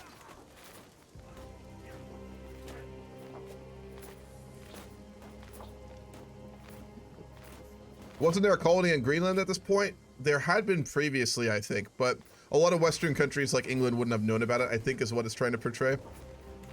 Or at least it wouldn't be so, oh no.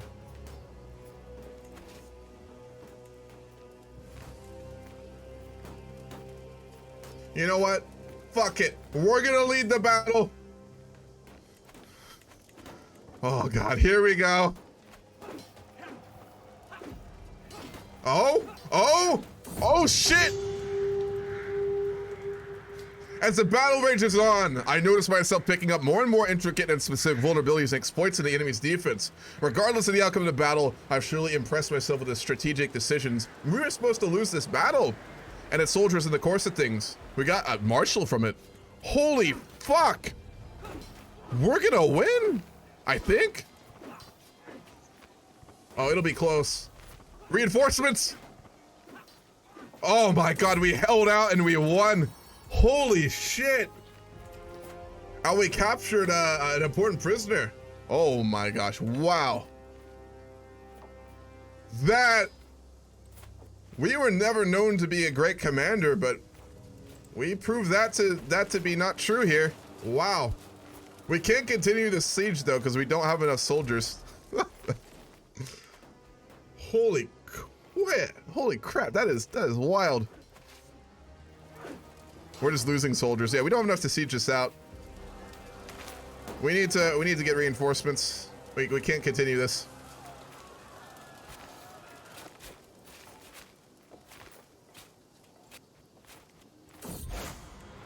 We won. Holy crap! You know the son I was saying we didn't get a title for? You remember the one I was like, we should go invade someone to get a title for? Guess who's king of Andalusia? St. George has granted King Simeon, our second son, victory in the crusade for Andalusia after defeating Batina's heathen warriors on several occasions. Woo! Our warriors forced the enemies of the faith to admit their ignominious defeat. I think we fought the last battle. That absolutely hardcore battle we had no business winning ended the war. With the occupied lands firmly under the leadership of a pious Catholic ruler, we can rest assured that the divine will of St. George has been enacted. This is a glorious day for the followers of the cross. Holy crap. With the establishment of a proper Catholic king in Andalusia, the faithful can rest easy. Wow. We could play as him. We're not going to, but... yeah, our second son just got all of Andalusia. He's a Crusader king. This is the second Crusader king of our dynasty. And he is married to the Princess of England. Man, our family is getting pretty prestigious. And look at the gold. Look at the prestige, the piety we got. Wow. She's a drunk. Well, that's fine. It'd be like that. There's just a broad swath of Christian land now. So our second son is now going to be way more powerful than our first son. Ally him? Yeah, definitely. No, he can't. He has a claim on our titles, so he doesn't want to ally us. That sucks. Yeah, he won't let us do it. Will he become jealous, perhaps, even though he is the heir to the king of his own? Let's look. Our second son, who just got Andalusia, he is calm, forgiving, and cynical. He's a Crusader and a Crusader king. Our first son, who will inherit our lands, he's fickle, zealous, and forgiving. As a zealous man, I think he'd probably be fine with it, given that he'd support like Christianity controlling all those lands, and if his brother can do that, that's great. Our second son is way more competent than our first one, though. Look at this. We could found a holy order too. Man. He is going to be known for being an absolute beast too. He may have even been more prestigious than Castor the Great at this point. We're going to found a holy order. We founded the Teutonic Order in Sardinia. Nice. That's a thick lad right there. So not only did King Simeon personally lose all his men in battle, he got home to Sardinia, or he got his men reorganized, many more faithful went back with him, and in a great battle, on the gates of Cordoba, an enemy host attacked us, and we defeated them. A battle no one thought we would win. making the Muslims peace out the war, allowing our second son to become the king of Andalusia. And on returning home to Sardinia, we founded this Teutonic Holy Order. Man, King Simeon. Wow. Yeah, the Pope is huge. Yeah, he is huge. It implies dramatic. Yeah, the name's a little weird, I gotta say, but... Each day it seems my court is abuzz with talk of the next banquet, and many have grown rather more portly as of late. The culinary activities is fueled by our queen. Constant vying attempts to make memorable meals for the overworked cooks. We're gonna tell her to end it. It's too expensive. Man. We've been invited to a feast in Cordoba by our son, the king of Andalusia. We're gonna go to that. Absolutely. Absolutely. Last time we were here, we were sieging out the city. Now it's his capital. It's his coronation. Oh God, my first son got really drunk. His wife, oh my gosh. We traveled to the banquet to coronate our second son as the king of Andalusia. Our first son, our heir, went with us, and he got absolutely shit-faced. Maybe he is taking this a little to heart. Oh boy. You have to be ashamed of yourself. Yeah, he's not taking this situation well, is he? Uh-oh. Uh-oh. That's how we salvage that mess. Are you sure I'm not boring you, my lord? Our drunk son's talking to us. Yeah, we'll listen to him. We'll listen to him. We'll ask the Pope for more gold, too. Well, let's go ahead and upgrade the castle of Lagodoro. Let's go ahead and upgrade the temple. We'll go ahead and upgrade the city when we can as well.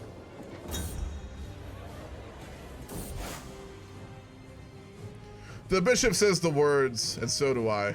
That's not right. It should be our son doing that, but... Our son is coronated.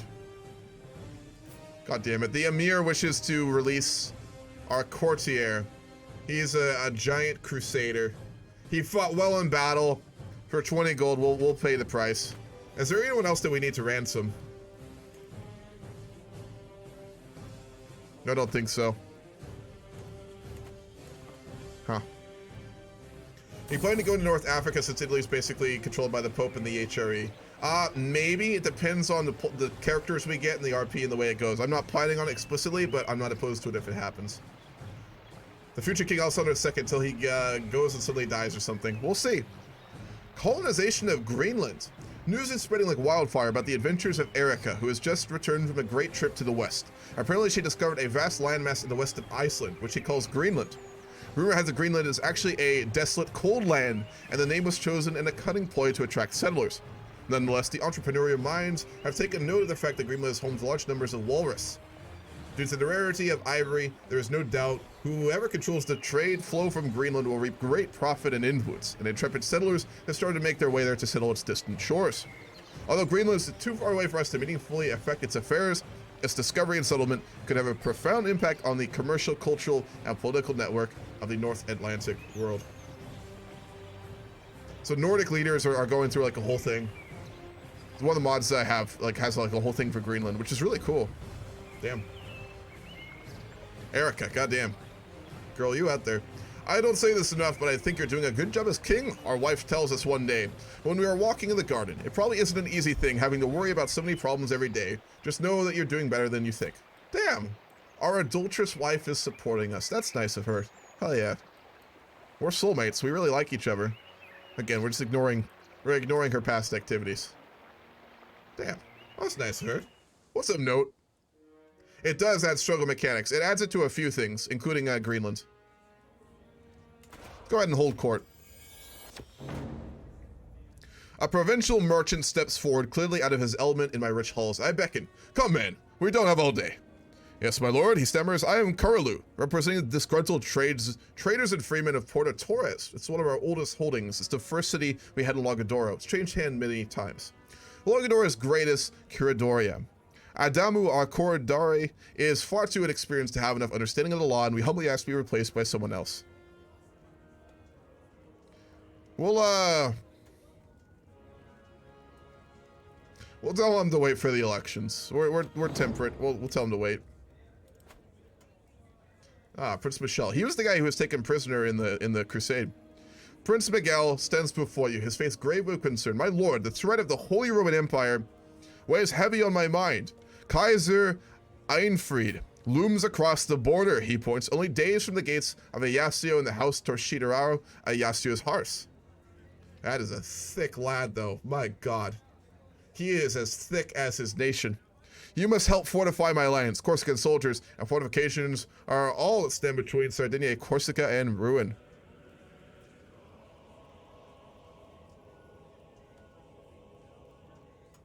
It's always a risk, but it is what it is. We can't stop it. Let's start to actually write some letters to him. We'll talk about food. I'm sure he'd enjoy that. My lord, my steward Judas and Natalia speaks of. I propose a cadastral survey of the countries you own. Improved knowledge and mapping of your land will certainly increase its prosperity. I don't see any benefit. It's a lot of money. I'd rather keep it. Alright, we're done. Forgot I added free camera mode. We can look around our court. I added a mod that allows us to do this. Don't look over there, though. The darkness. Kind of cool. We can see that bone that we found in the Holy Land. Alright. Alright, we have a bit of money left. We'll upgrade that city when we can. 6:30. It'll be a little while. Mod? That's not the right one. I can give you the mod list. Let me link it to you real quick. I made a mod list. I've just never updated the mod command, which I need to do. I haven't been in Stream Elements in like months. Collections. Mega campaign. Here is the mod list I am using.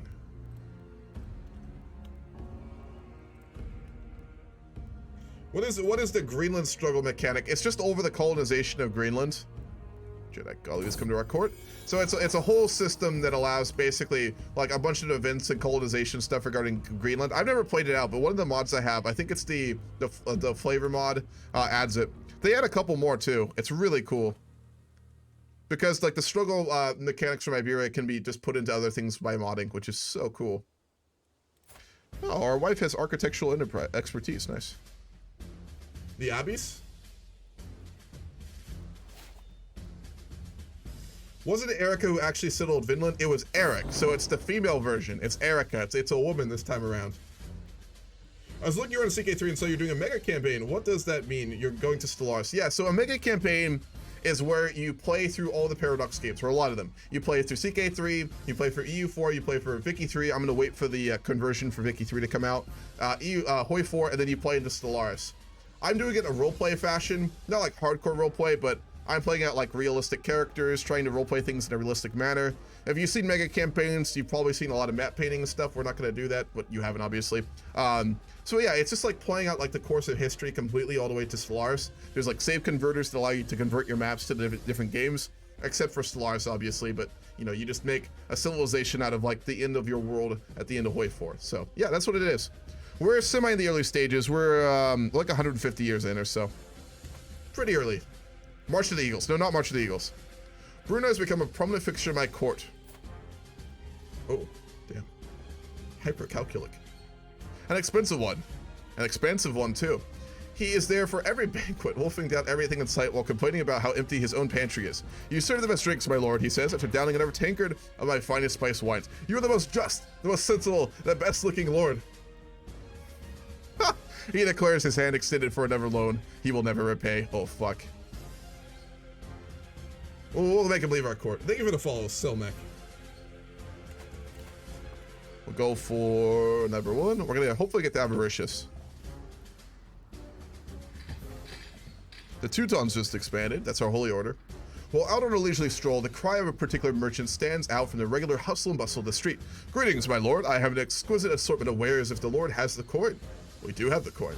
As I peer at the myriad of goods in the stall, I can hear Judas and Natalia murmur. The etchings on that piece must be real, and quite valuable too. She glances at me with a triumphant smile. Well, she hasn't steered us wrong. She's been a great steward, to be honest, so... We'll trust her expertise. If she thinks it's right, we'll do it. We lost 25 gold, and yeah, it was an alright deal. Lucky Sardinian coin. Stewardship level per stress level. Domain tax increase and monthly stewardship lifestyle. Masterwork trinket. Wow. Yet again, she does not steer us wrong. She has been such a good steward. It's kind of ridiculous. We'll keep this lucky coin in our pocket at all times. Hell yeah. My brother had a priest brought forth for the revelation and judgment of a grand conspiracy. However, the priest refused to confess. Prince Alessandro had absolutely no evidence to support his accusations.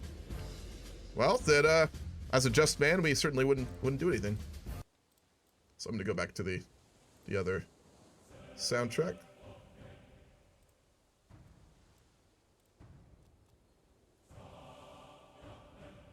Whoa.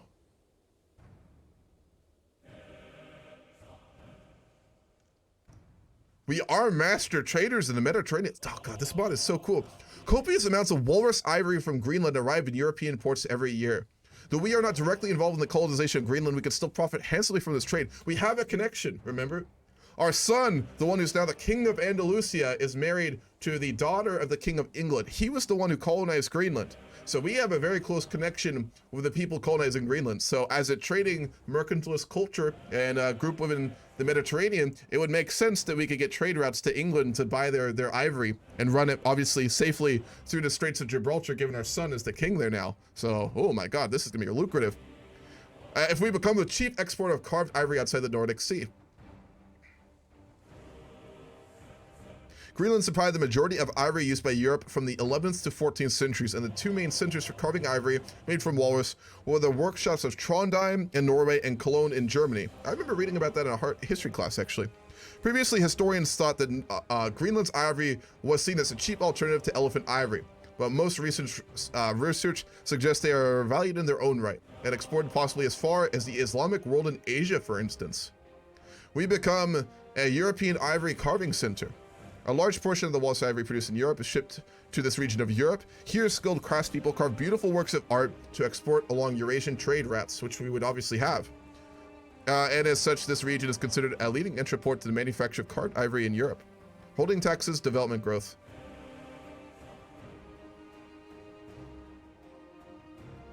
Yeah, let's do it. Greenland exported a lot of walrus ivory to markets throughout Europe, where it is often sold for high prices. Up until now, the ivory carving workshops that make the most of this ivory have been scattered across many lands, which the entrepreneurially mind King Simeon, we are very, very much a trader, we're a greedy man, saw as a great opportunity. Working together with local merchants and ivory carvers, Simeon has developed his capital Sassari, such a trading hub, into Europe's main center of ivory, carving outside the Nordic seas. By investing in this industry and transforming Sassari into a major destination for ships laden with walrus ivory, he and his successors will profit handsomely from the ivory trade for years to come. Hell yeah. I mean, yeah, we're gonna slaughter the walruses, but hey, their loss is our gain, you know? What's your second looking like? Third son? Prince Alaveru. He is a compassionate, just, chaste, rowdy child. He's 14. He's a good lad. He's a good man. Compassionate and just. Chaste. I mean, he'd be a model Christian. He's fairly learned too. Who's teaching him? Ah, good. She is. Our physician's teaching our third son. He's just a really good kid. Like, he's not ambitious. He's not amazing at anything. He's very learned, but he's just a really good guy. Like, we'd love our third son, just simply because he's a good man, and we are too. I mean, we're greedy. But we know that's not a Christian value, but we do it anyway. So, yeah, he's a really good guy. Nice. Hell yeah. Third son to become the leader. The first son is shit. Poor Prince Alessandro. He's a crusader and a poet, though. He's a religious man. He's got a lot of problems, certainly. Look around the world. All right, let's take a look. The HRE is just massive. Much like their leader, the HRE has eaten way too much and now is in Tuscany, Piedmont, southern France, Bohemia, parts of Croatia, all of Croatia, the lowlands. They're massive. England is very strong, but they've obviously failed to go into Scotland repeatedly, and some of the Welsh princes and or kings are still in power. Sweden and Norway are very powerful in the north. Sweden especially is incredibly strong. Poland is independent and fairly powerful too. Hungary is getting slowly consumed by the HRE. There's a massive state in the east, the far east. There is a heretic king in Vladimir, a man more akin to the Vikings, the heathens, than a good Christian, a danger in the east. But there's also one in Ruthenia who, although certainly a heretic, being an Orthodox believer, is giving them a run for their money. So the Orthodox kingdom of Ruthenia and the heathen kingdom of Vladimir are fighting it out in the east. Karelia is also not too bad. Karelia is ridiculously strong, actually. Estonia is there too. What is that mustache? Byzantium is still alive, and they've actually kind of recovered. They're very powerful. They have a lot of troops. Regal bearing, whoa. They've taken back lands in the Caucasus. They have taken back Crimea and the trading port here, which is useful for a lot of different reasons. This is really good for growing grain. In ancient times, the Greeks colonized this area. In ancient Greece, the time of the city-states, they colonized this region, Crimea and the lowlands of what is now Ukraine. This is like really good for growing grain and food. It's why Ukraine produces so much. This is just great land for it. It has always been seen as very valuable territory in human history due to the fact that it just provides so much good grain. So Byzantine secured this, I'm sure, to get access to all the cheap grain to keep their empire moving.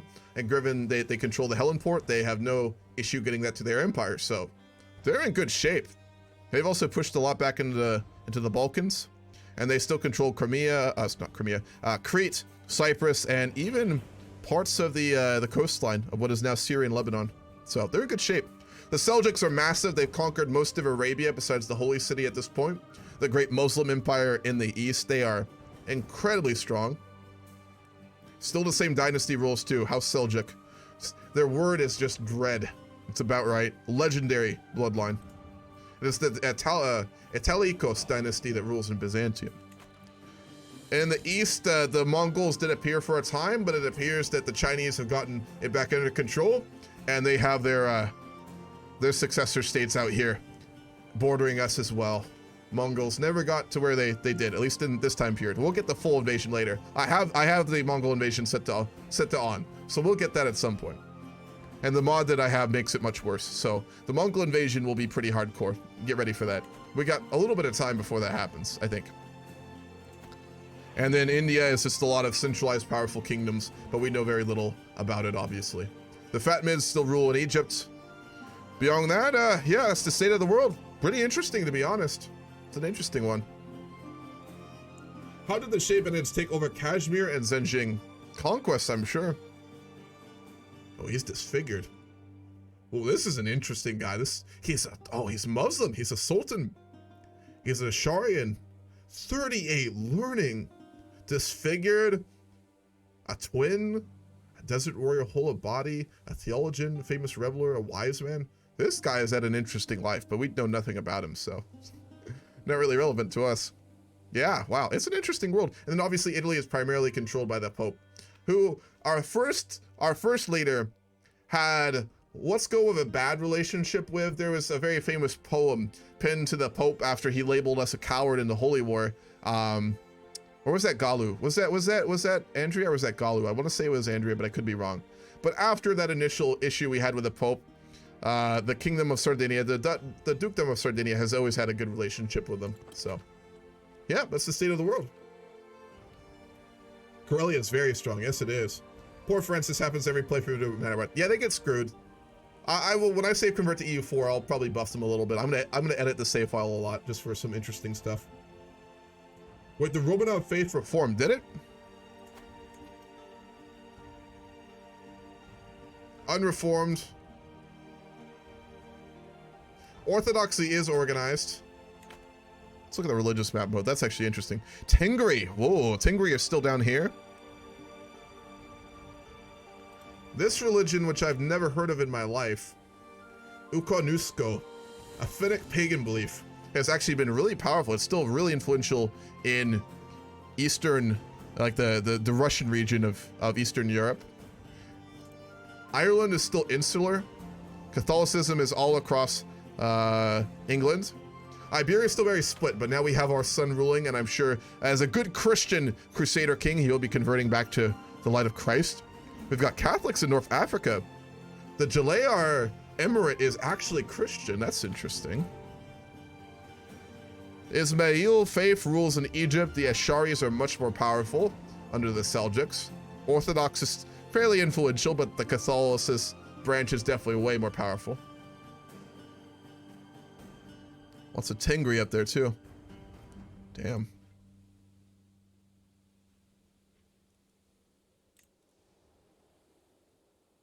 Any interesting dynasty names? House of Normandy still rules, because William won the battle for England.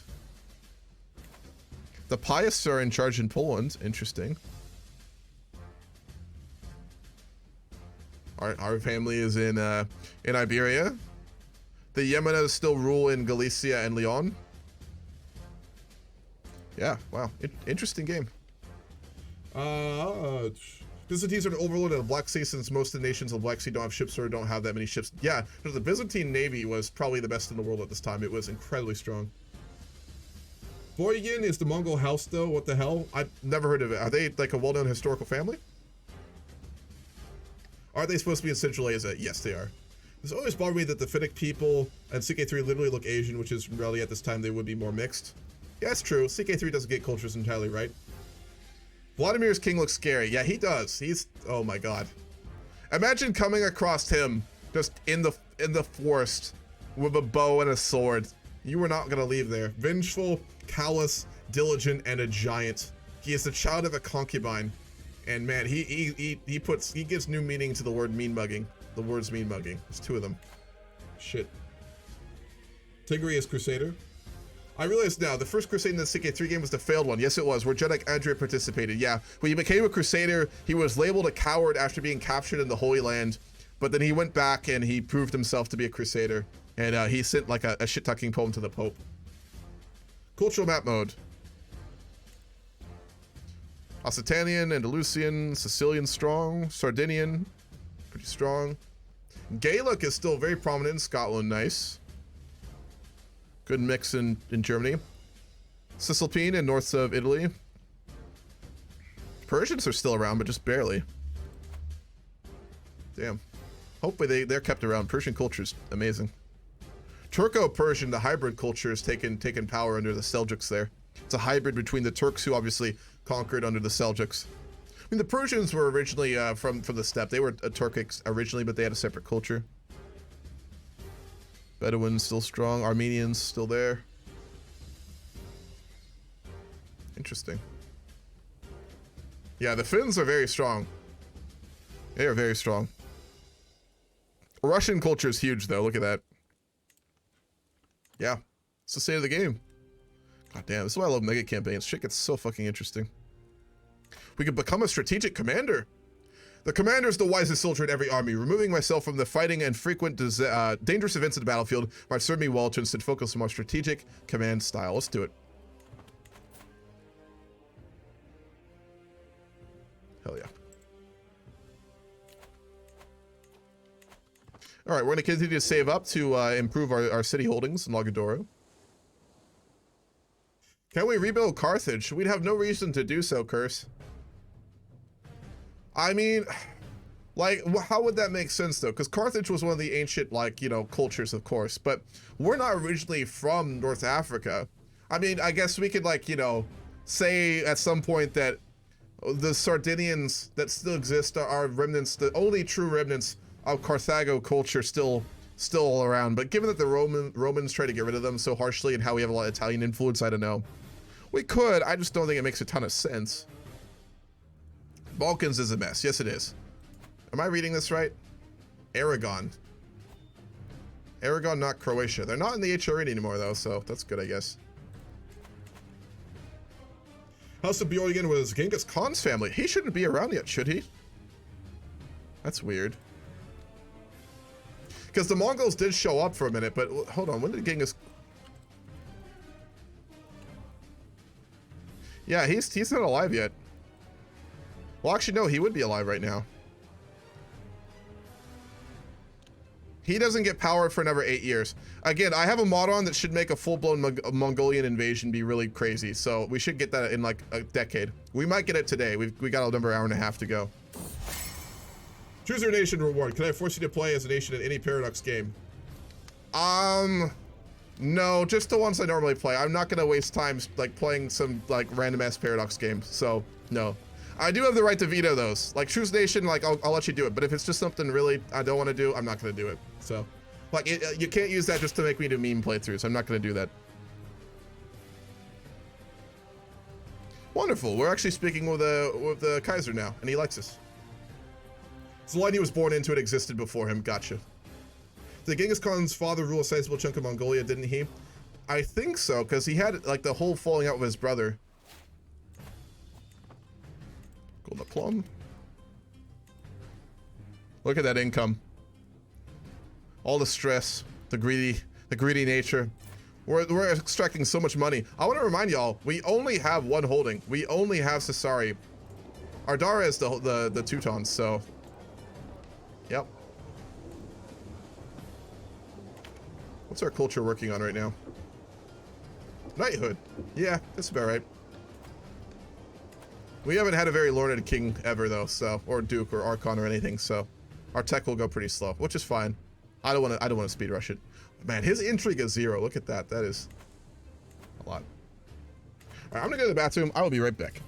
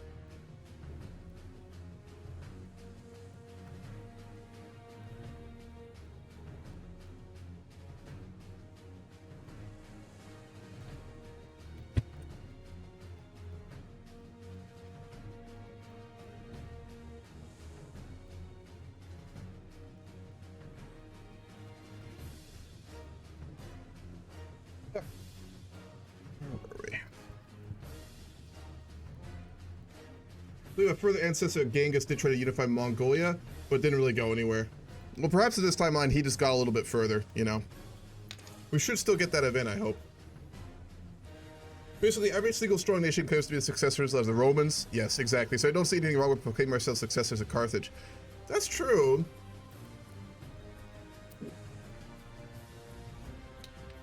Because, I mean, we do have a distinct culture from Italy. What I'll say, how about this? How about this? Things will go one of two ways in Italy.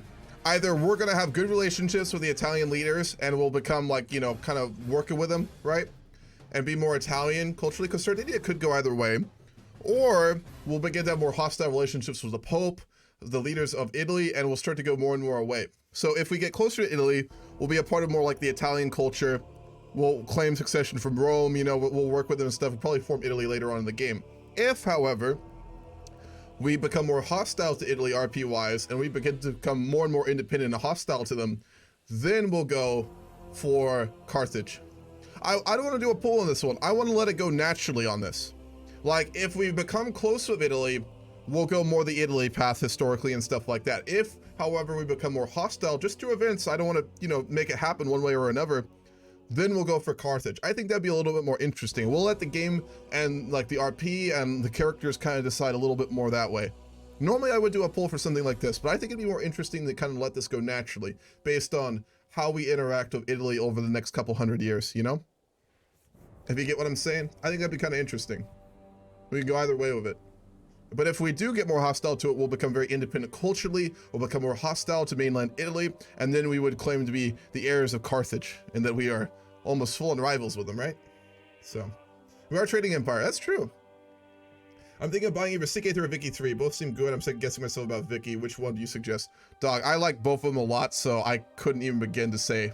Depends what you like. If you want like a more RPG, RP style game, CK3, it has issues, but it is a good game. You can make it be fun. Mods will make it fun. Vanilla's okay. Vic 3 is not in a good state right now in vanilla, but mods make it playable. It will become better and better. I would probably lean for CK3 just because the modding scene is so good right now. But it really depends on what you want out of your game. So that's a tough call to make. We did conquer the name of the faith with the next character. That's true. Let's get rid of isolationists. Since we're traders, we wouldn't be isolationists anymore. That's actually true. He brings up a good point. We could trade it with something else. We have a lot of prestige. We need a little bit more to do a lot of these. What would we potentially do? Probably something trading based, right?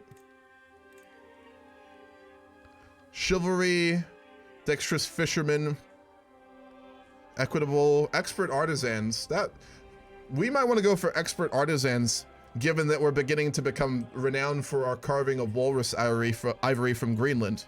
That would make sense. Industrious would make sense as well.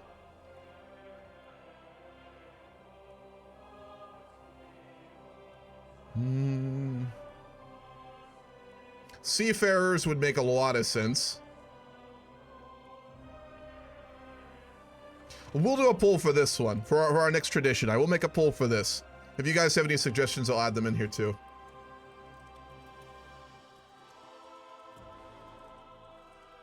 Okay, so seafarers for sure. I'm gonna throw, what was the other one? Expert artisans in there. Maritime trade? Is that a different one than what we already have? Did I miss it? Let me look.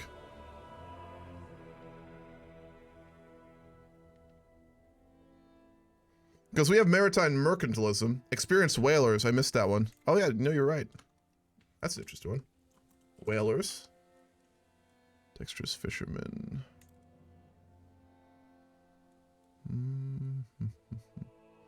Polygamist. Tabletop warriors is a fun one. Realm. I think we already have that one. They're different categories. Okay, well, do you know which one it's in? I'm looking for it right now. Not regional, maybe ritual. Maritime trade, maritime trade. Now, do remember I have a lot of mods on it. They change a lot of these traditions, just a heads up, I believe. It'll be under M, wouldn't it? Maritime.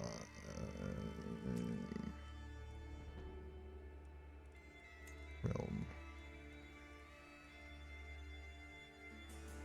Yeah, I'm not seeing maritime trade, Lollipop. Do you know which one it's in?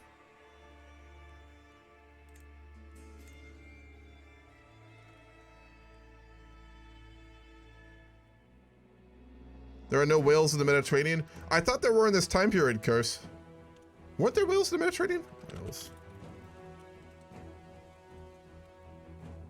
Yeah, shit, it's not there. No, there were. There were.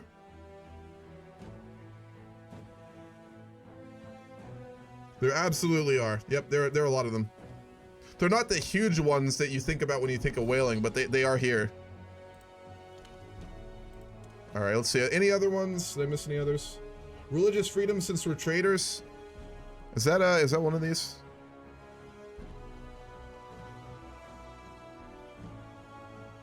Maybe tolerance. What would that even be? That'd probably be a xenophilic, wouldn't it? Yeah, not there. And it was the Kingdom of Sardinia in this time frame. Yeah, no, there are 8. I think I just saw it. There's 8 species of whales in the Mediterranean. All right, let me look. I want to get some more options because these are really interesting. We're not even gonna look at the bonuses. Again, this is RP, so we're, like, the bonuses don't matter.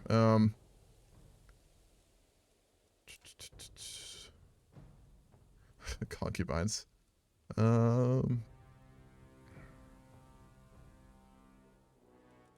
Sorceress metallurgy. Whoa. Swedes colonized it? Not yet. Chivalry, so it's not dead? Fuck.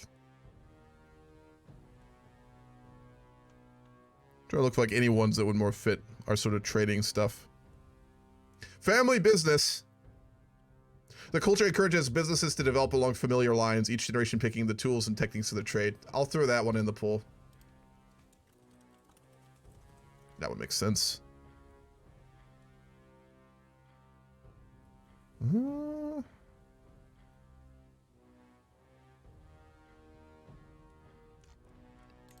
Find one more. Yeah, maritime mercantilist. Chivalry? Alright, we'll add chivalry as well. We'll do, I'll do a longer poll on this one. Alright, so there's the options for our next tradition. For Sardinian culture. If we get a bit more prestige, we can do most of those in his lifetime, hopefully. So it's the Grand Feast. Try and get some more prestige so we can get this. Legalistic, that would have made sense too, to be honest. My lord, the wine! We cracked open the next barrel. It has gone bad. Shit. Shit. We'll go try and buy some more. It'll be really expensive though. We're gonna get more stressed. Fuck, we're gonna have to beat ourselves after this. Our youngest son comes of age. I'm proud to see my son no longer a child, but an adult. He has become an astute intellectual. He's quick, he's chaste, he's just, he's compassionate. He's such a good son, honestly. Like, this kid is great. He's not super competent, but he's just a good guy. He's very, very, very learned too. Damn. We need to find him a wife. It's such a joy to see my cousin Jedi Galvini. Once again, we eat and drink and sing together. Ah, yeah, he's our good friend. Reinvigorated friendship. Wonderful. All right, we need to find a wife. No choice for corruption? All right, let's try and find him a good wife. We don't need alliances, so... Let's find him a really, like, a prominent, from a prominent family. Maybe an alliance with, maybe the HRE marriage. Maybe one of them. Yeah, let's, too far away. Where the hell is she at? She's in Byzantium. Oh, she's in Byzantium. Holy crap. What's she doing over there? Okay, so we can't do that. Maybe the French?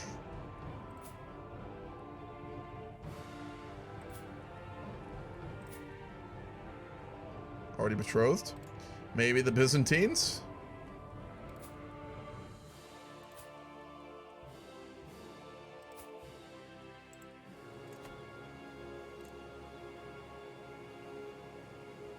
Nope. Too many existing alliances. That's fair.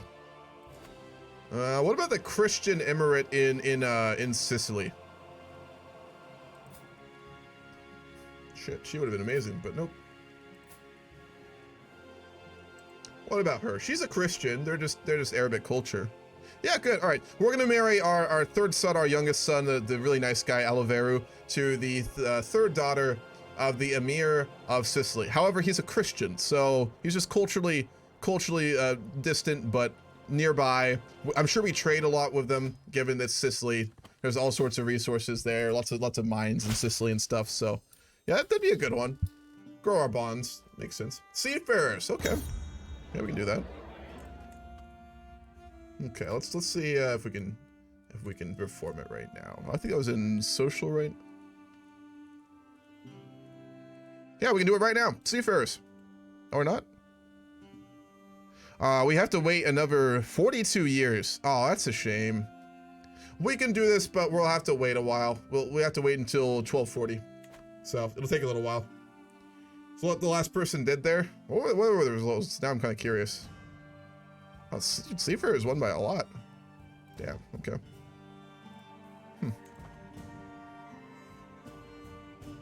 Yeah, so we'll wait. We can wait until 1240. Someone just remind me if I don't remember. I should, but just in case, there's always that chance. Why my grandson Alessandro is sitting on the floor? He's our heir's son, so he will one day rule. Oh, he's a giant. That's the big lad. He's charming. Nice. Surrounded by spilled paint and pieces of canvas for the 3rd time this month. Oh, he's got artistic talent. We're a reasonable man. We'd love to see what he can do with that. Even as a warrior, I think we're a poet, aren't we? No. Who is a poet? Our son's a poet, so our artistic talent runs in the family. We'll see where he can go with that. Last second choice. There are 2 votes each for whalers and family business, and only 1 for chivalry. Yeah, I'm surprised. I didn't expect it to go that way. What's the best court in the world? That's a good question. The court of Byzantium is the greatest court in the world, followed by the court of the Pope in Italy, followed by the Kaiser in the HRE, followed by the Maharaja of the Paramera Kingdom, followed by King Henry of France. England's really low. They're only 9. We're actually 15th. We're pretty high up there, considering we're really not that big. I mean, we're not. Sardinia is not that big. All right, let's actually play the game some more. How many guesses got? I think 2. Good. Our cousin's gonna pay homage to us. What's our dynasty? 52 living members, 7 houses. We got a lot of little houses now. A lot of them are dead though, so there's 4 living houses. Is he House Torres? Yeah, he's still House Torres. And good, he has children, so Andalusia will stay under his control. Let's go on a hunt. We gotta save up money though. This will be the last thing we do for a while. You would think it was a creature of a myth, perhaps a god disguised in animal form. It was the largest lynx I had ever seen. Oh, that's cool. Even after the beast was wounded, the chase lasted half a day. It was still an imposing sight, lying dead before me. Alavaru, our 3rd son. I guess we're just good friends with him. He's not gonna have any territory, so he'll just hang out with us, I guess. It's still an imposing sight, lying dead before me. He is awestruck. I've never seen such a thing, my lord.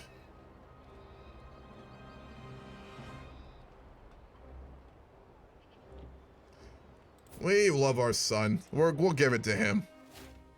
We'll give it to our son. He's a good lad. Have you ever built the gold mines in Sardinia? No, I have not.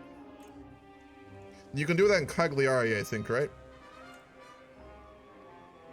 The Argentira mining settlement is already there, if that's what you're talking about, unless there's another one I don't know of. Is it the one in Cagliari? Because we have done that one. We have that one to start off with. We'll ask the Pope for gold. And we're going to use that money to upgrade the port. And then we will save up to construct a city center in Porto Torres, which really at some point will probably, I mean, they're pretty separated. They're not far from each other though. Oh wow, the Kaiser really likes us now. He's got a 100 opinion of us. We can stop trying to sway him. Let's try and get on better terms with the Pope next. So one in Cagliari, yes. Yeah, we have one to start off with. It's the special building apparently. So, yes we do. We need a new spy master. We'll use our brother Miguel. Man, our marshal is really shit. Does she hold territories? Yes, she does. I discovered that Judisa Pellegrina's inherited contract obliges her to more than you have collected. Well, let's take it from her. We can change Gunare, our nephew's contract. We're gonna increase his taxes. let's increase them, period. Mental break. Guilt and shame have plagued me of late. All my sins, flaws, failings. These dark thoughts distract me from responsibilities and keep me awake at night. I feel like I must do something to put an end to this mental anguish. What could possibly help? Well, we're gonna go flagellate ourselves. We lost the stress level, though. That's good.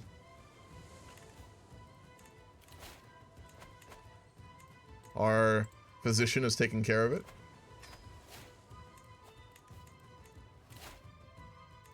We are almost avaricious. We're very close.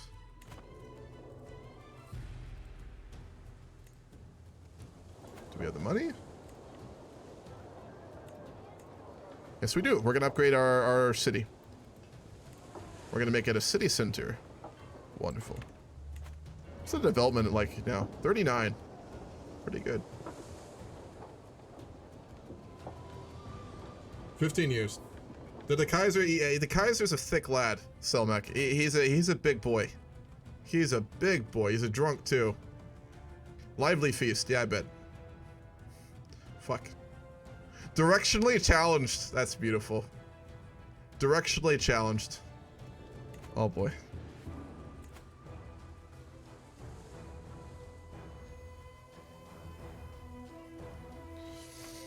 Okay.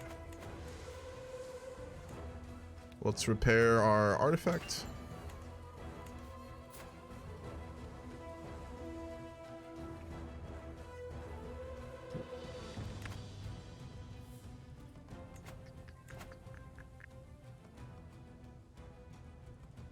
Man, we actually have a moment here where something crazy is not happening. It's been a while.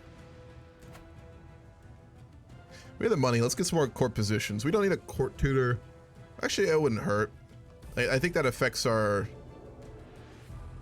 We'll make our youngest son our court tutor. Gives him a job, something to do. Gives him a bit of money as well. Let's have a royal architect. We'll use Judas and Natalia, our steward. We'll have a seneschal to bring order. We'll use our first son, Alessandro. We will have... We need a bodyguard. We need at least one. We'll use Batista.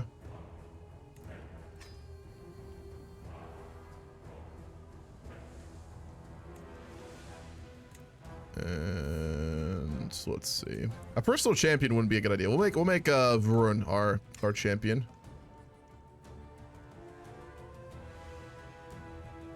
And then we'll have a master of the hunt. We'll do Jedi Gavini. He's our friend. There we go. It costs us a fair bit of money, but it'll make our court much more prestigious and much more stuff will happen. Speaking of which, Aisha Mubashirid has the weave inspiration. She wishes to weave something for our court. We're really lacking in any sort of decoration, so we'll go ahead and sponsor it.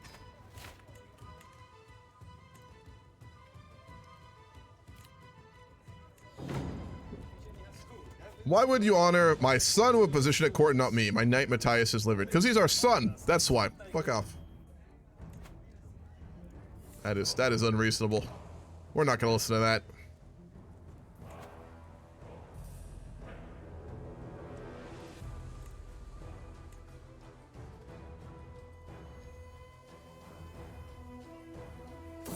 We're gonna inherit anything. My Weaver Aisha updates me on our progress, droning on about the limits of thread and loom as my mind reels with ideas of the tapestry.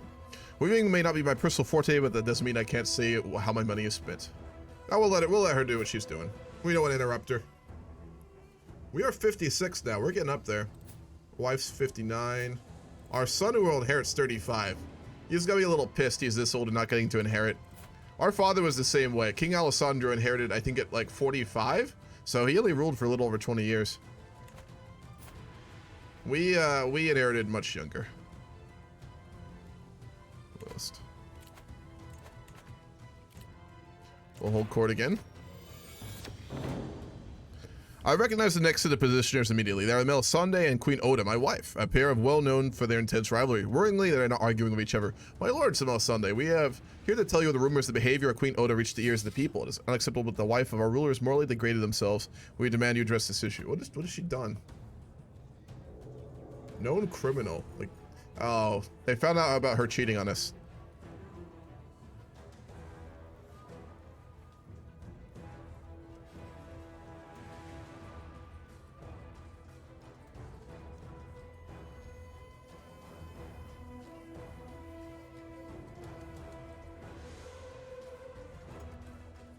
gonna tell her to look the other way. And we succeeded. Good. Problem solved. Two of my vassals are pushing one another and jostling to reach the throne first. Jedi Gavini, our friend. My lord, murder is wanted on the city streets of the kingdom of Sardinia. It would be civilized if we instituted a ban on people bearing arms.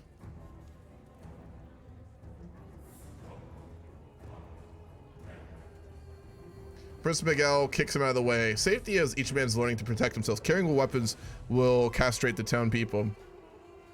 If this is an issue, we need to ban the weapons, so we'll go for that. We're just, we're temperate, we're greedy, we don't want this affecting trade in our capital, so nope. The man who approaches my throne is clearly a commoner. My lord, he begins his speech, I represent the local community of Cesari. You mean our city? In the last 2 months, our cemeteries have been plagued with the disappearance of bodies, and have been dug up and left with no trace. At first, we feared wild animals or obscure powers at work, but it's your court physician. She has saved us so many times. We don't like her though. That's weird. We don't like her even though she has saved our ass so many times. We'll tell her to stop it. For some reason we don't like her, but we know that she is such a good healer, and she has stopped us from getting like really bad wounds so many times. Mainly from us beating ourselves, but from other things too. Wait until he flagellates himself to death with 10 years of no air. That's about right. What is it that time of year? It's no longer like deep winter, is it for you? Get money from our, we know, it's our son. We wouldn't ask. What court style is this? It looks like a mix of Roman and Andalusian. Yeah, it's its own thing. It's like Mediterranean, I think. It's really cool. Like those arches are very, that's Andalusian Muslim culture in Spain from this time period. Those are very famous. The columns are much more like Roman though, like you said, or Italian. So it's interesting. We've got like a culture that's a combination of like the Muslim influence from when they ruled Sardinia, the Byzantine influence from when they're in charge, and then the Andalusian influence from Iberia recently. So we're like very much a cultural melting pot, at least in terms of architecture, which is cool. So in a few days, nice.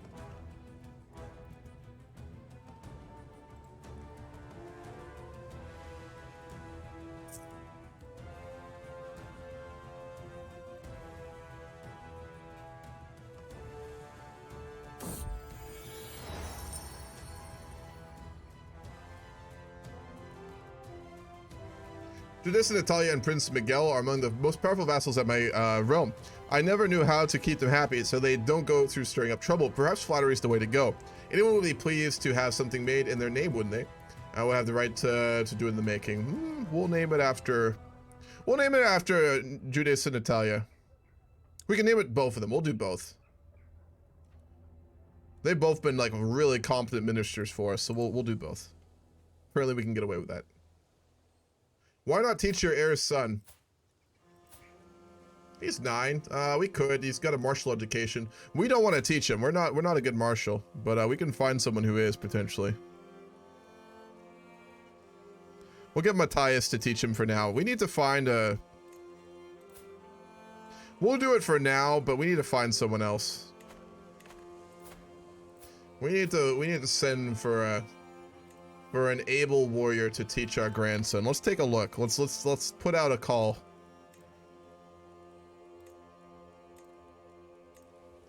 Someone of our faith, of course.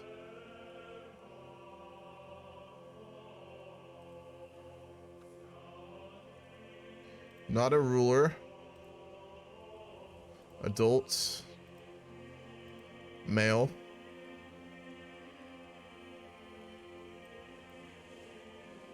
And then we'll do all. Oh, actually I have an idea before we even do this. Hold on.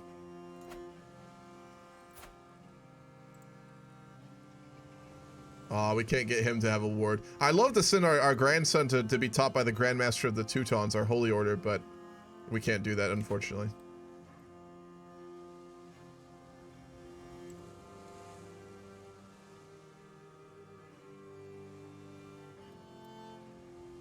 There are a few who will like us enough to come, though. We might have to just make do. Okay, what we're gonna do then is we'll send for knights.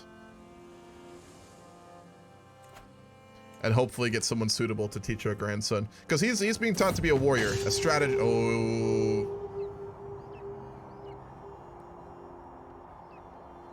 Hold on. I gotta play another song for this. I think I have it. Hold on.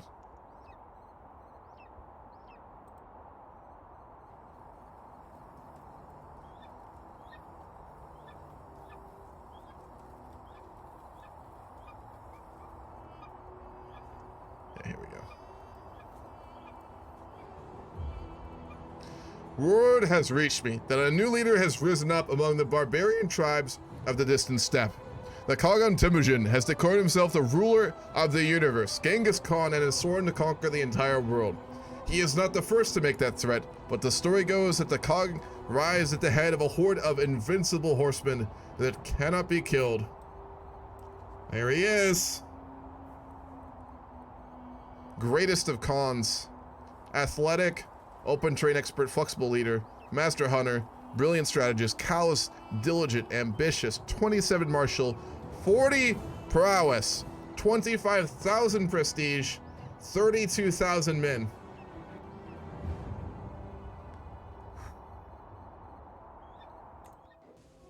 There they are.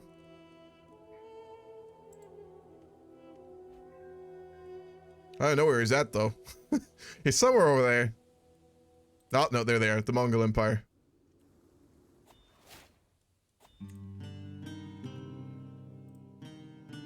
Oh, boy.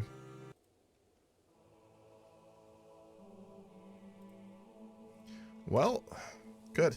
Now, the mod will make them much stronger, supposedly, so we'll see if that remains true. We're going to be avaricious now. We have heard rumors in the east of a great war leader. A heretic, Satan himself, perhaps, preparing to invade the east. Hopefully the light of Christ will protect us from such a man. A demon! Upgrade our hill farms. Alright, we got a tapestry. Oh my god, look at this. A masterwork large wall ornament. King Simeon's tapestry. Cool, let's put it up in our court.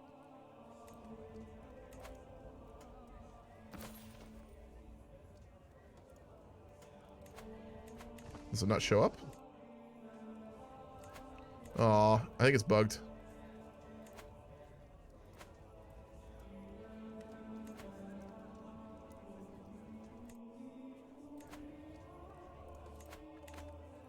Let's see if we can put it up somewhere else.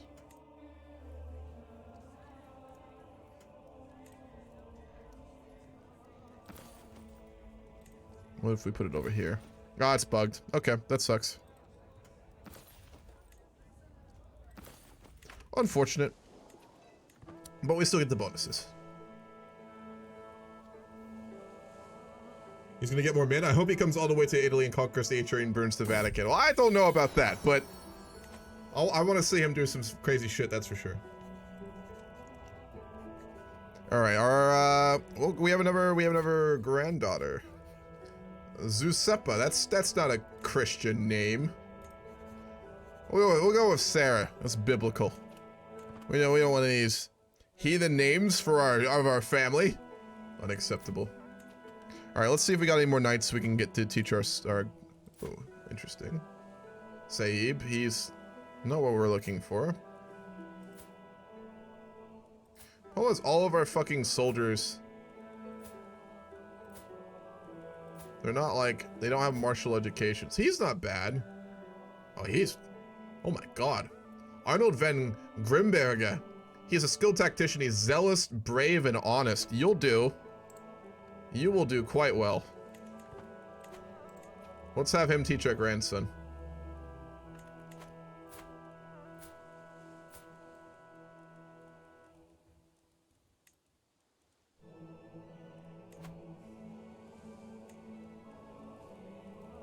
Perfect.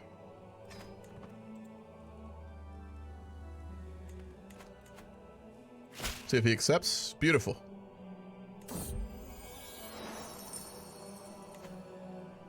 Your knights are also old. Yeah, they are. We're old too. They've been with us since like when we first took power. They're all old as shit, just like we are. Bibiani, a free tenant renting from my land in Lagadora, has pulled an exceptional harvest this season due to meticulous planning. She wishes to use her profits to purchase a piece of my estate from me so she can build upon her success.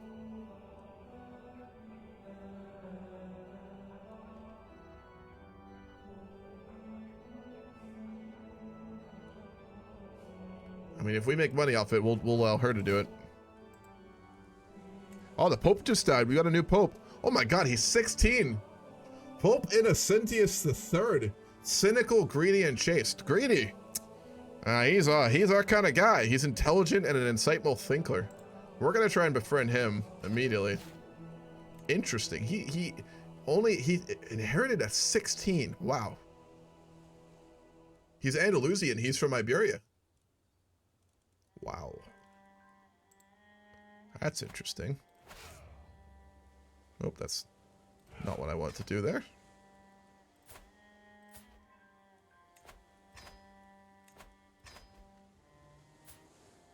All of our knights are old, though. You are completely right about that. That's hilarious. Oh, man.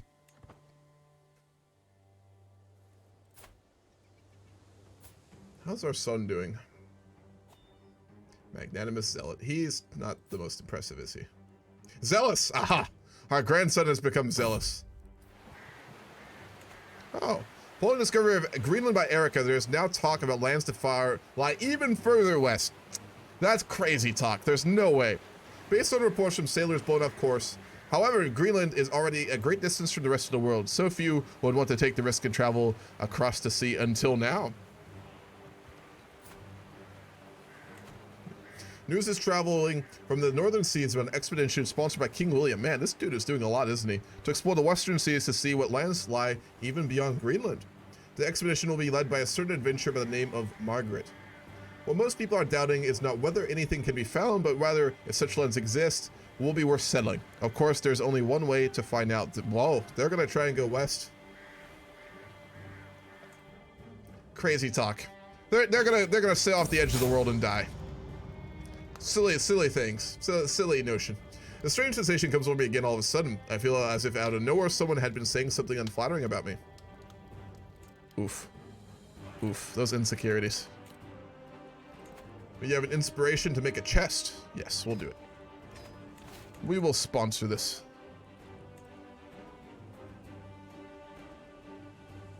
Yeah, he was iconic. He crowned Alessandro and Simeon. Yeah, he was there before we were even a kingdom. He knew our family very well. Try to secure the Mediterranean? No, we're not going to map paint. I'm going to play tall. We will only conquer if the RP leads us that way. Like, there will not be painting in this campaign ever. I don't care if it's not as interesting as it would be otherwise. I know, like, war is common in strategy games like this, but this is an RP game, so there will never be any map painting, any stupid conquests. We'll always do them for a reason. Which paradox would make a title centered around the time of collapse of the Western Empire, the Dark Ages, and the Middle Age? That would be pretty interesting. He's Andalusian culture, and Hassid, which is an established dynasty. And EU4 England would already have colonies in Greenland. Yeah, I will edit them in is what I will do. I will edit a colony in for England in Greenland when we translate to EU4. So we have another witch. We're gonna say the evidence is circumstantial, which it is. Which will give us the Taxman perk.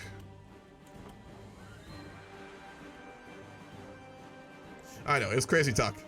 So if we were to succeed, then we would see colonies in England and America. Yeah, if they get that, I will also edit in a colony probably in Newfoundland for them, is what I'll do.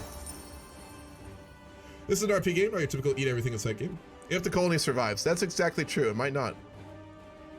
Lately, in my efforts to impress have fallen flat. My friendship with Baroness Peronella is still standing on shaky ground. It's a mess. I've got a brilliant idea. I'll have my beneficiary Norbert add a dedication to the masterpiece he is making. Yeah, why not? We're gonna befriend her. She is the spouse of the Baron of Barcelona. No idea we were even trying to befriend her, but we have befriended her. We'll ask Innocentius for some money.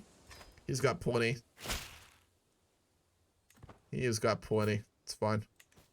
He's young. We can convince him to do it. Let's upgrade our port into shipyards. My brother Prince Miguel has honored me with a visit and has brought one of his courtiers along. Miguel approaches me excitedly.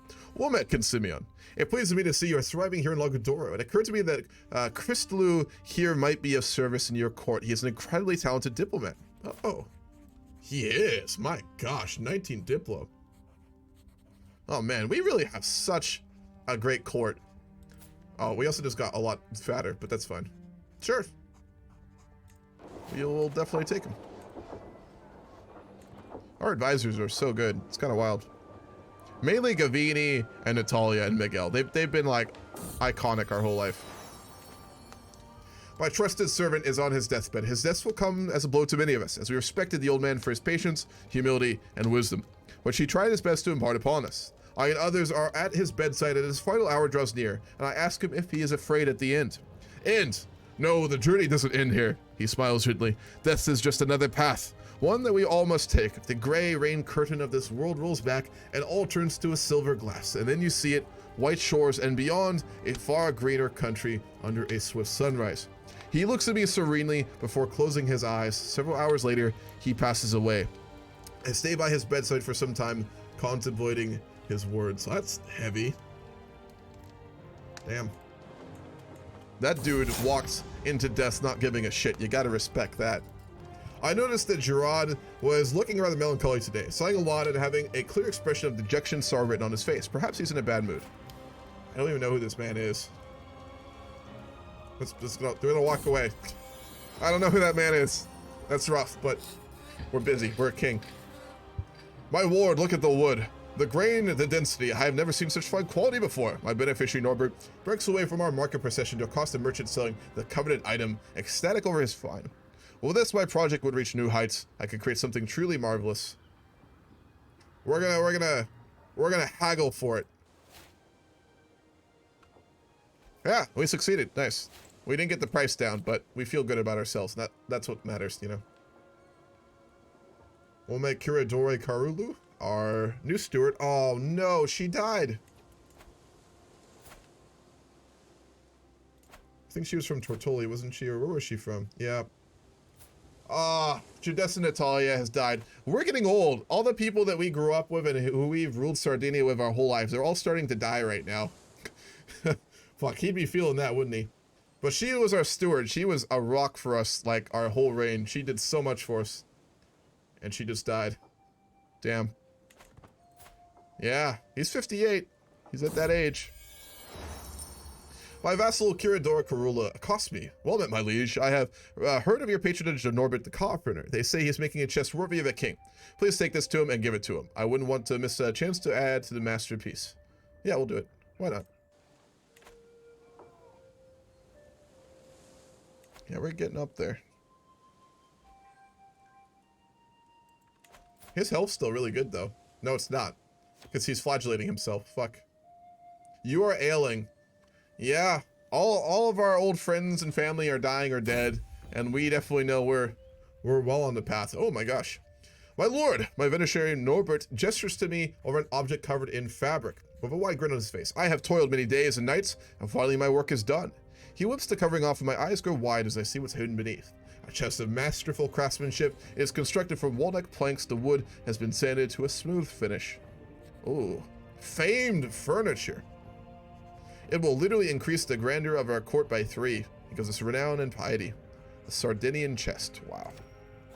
Let's definitely add that to our court. And it bugged out so we can't see it. God damn it. That's a shame. Well, we have a really nice chest. You just can't see it. Damn. I'm enjoying a rare quiet moment between councils when Lambert pulls me aside. My liege, he begins. Are you your champion? I'm proud to represent you, but this is ridiculous.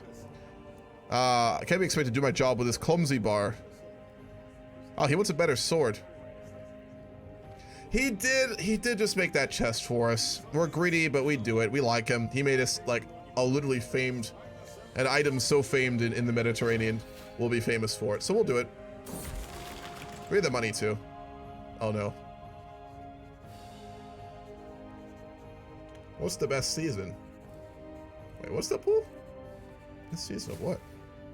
Oh, in the year. Of late, my courtiers seem to avoid me at all costs. I hear whispers that they think I'm too stern, that I adhere too closely to the letter of the law rather than the spirit, and that just means I rule with a firm hand. It doesn't mean I'm a monster, does it? We need more obedience. We're gonna go beat ourselves for this. We have clearly sinned, and we must show the Lord that we have done so. Oh man, our physician is the goat here. Duke Simon, our grandson, wishes to have an alliance with us. We'd agree to that.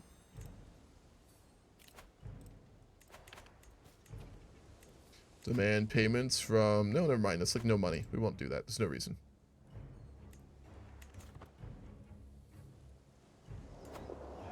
Our development is about to go over 40. We're so close.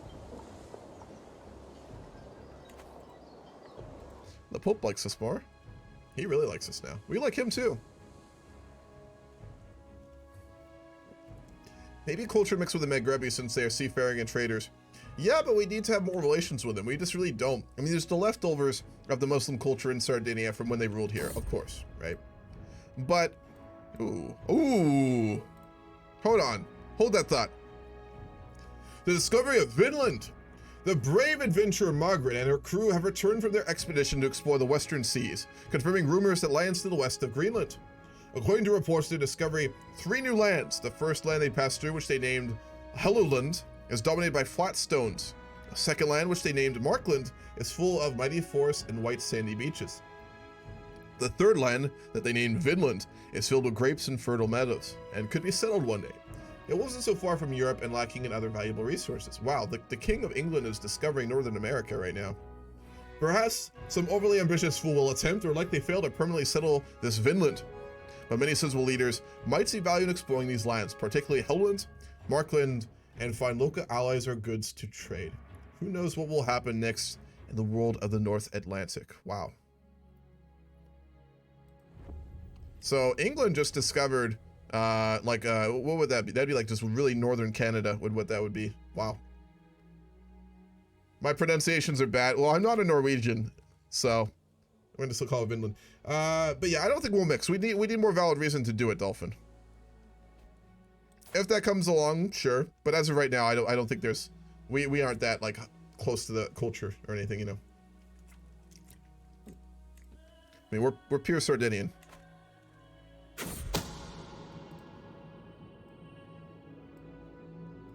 Drop the music a bit, too. My brother had the priest brought forth for the revelation and judgment of a grand conspiracy. However, when the priest refused to confess, Prince Miguel had absolutely no evidence to support his accusations. Nothing we can do for that, then? How are the Mongols doing? Expanding. Oh, yeah. Oh, Lord, he coming.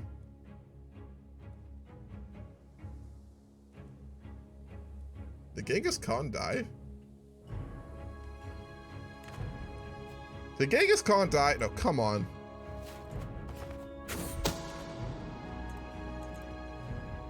No, here it is. What?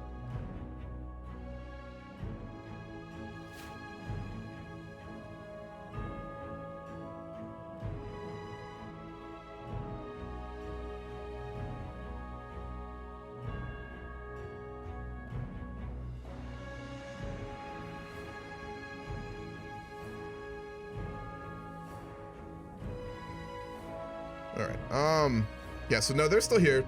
He's gotten big. He's gotten very big. Okay, here yeah, I was talking to someone. Talking about Ant. The Khan has gotten a lot bigger. Oh, he's up to 36 martial, 45 prowess.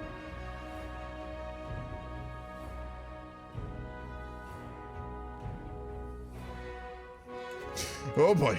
Yeah, he coming. Oh, Lord, he coming. Oh, for cornerstones. Oh, good.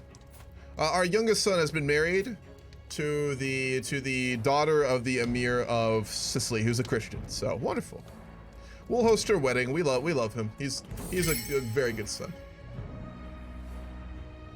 Nice. Go. The feast went very well. Beautiful.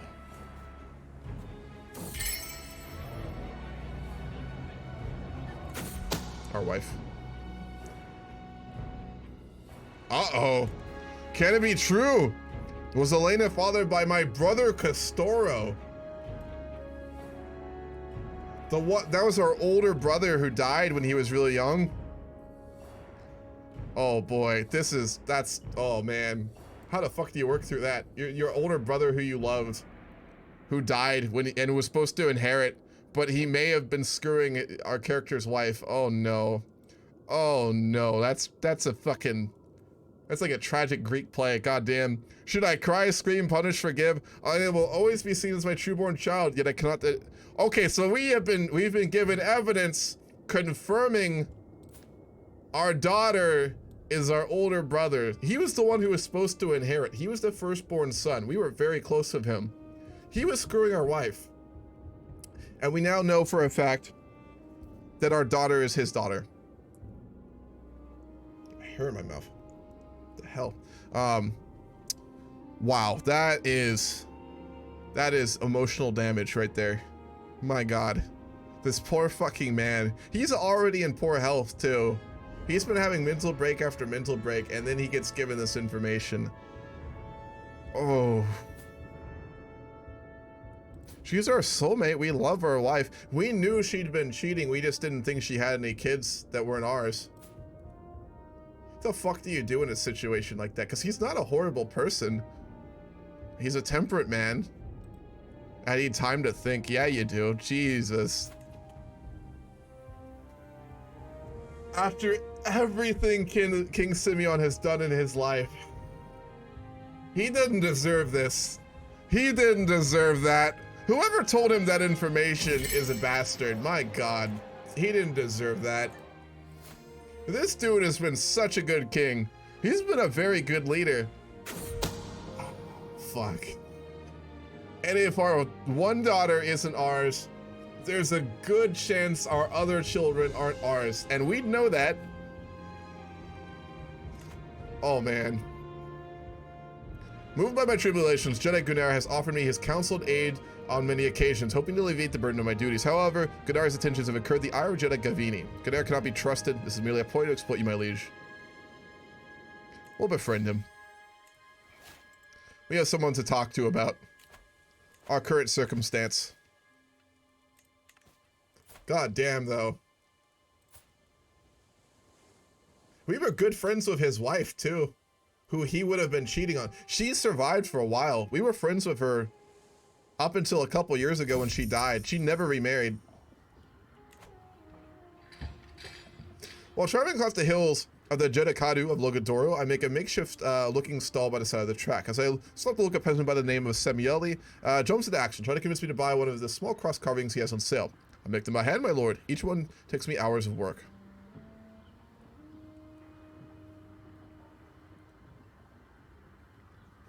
We're just so we wouldn't tear down the stall, but we're greedy so we wouldn't like what he's doing. So we'll just talk with him, see what he's doing. Make sure he's paying taxes. We'll talk to him about it. Well, we probably haven't told them. Does it show up? No, it doesn't show up. We haven't made this information public, so no one else knows besides us and whoever told us that at least one of our kids aren't our own. No, none of them know it. We're not going to tell them. We're going to go to the grave with that secret. Yeah, no, we're going to die with that knowledge. Holy fuck. That's actually fucking tragic, though. My God. Of all our rulers, King Simeon was not the one who deserved this kind of shit to happen to him. Fuck. I still love spending time with my friend Baroness Peronella, though usually an interpreter is required. She's foreigner? Oh yeah, she speaks some sort of Iberian language. She's from Barcelona. Usually the language barrier isn't a problem, but today I appear to have upset my dear friend with something I said. She said something that sounded like a joke, and I laughed as a courtesy. But when she gave me a glare that spoke 1,000 words, as I felt the glare pierce my soul, I could see our friendship with translated language slipping away. We'll try and learn her language. I mean, we're old, but there's no reason we wouldn't. We need something to get our mind off of recent events, so we're gonna try and learn some another language. We'll do that. No public punishment. It is true. He is so near death and so confused he didn't even get any stress from that. No. We'd probably go beat ourselves, though. No, we can't. Man, this dude's the type of dude to, like, blame himself for some shit. Let's be real. So, fuck.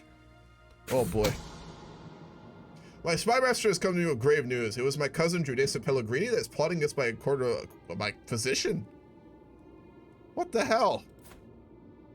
The Impaler. Our cousin is known as the Impaler. She's a schemer. Ooh.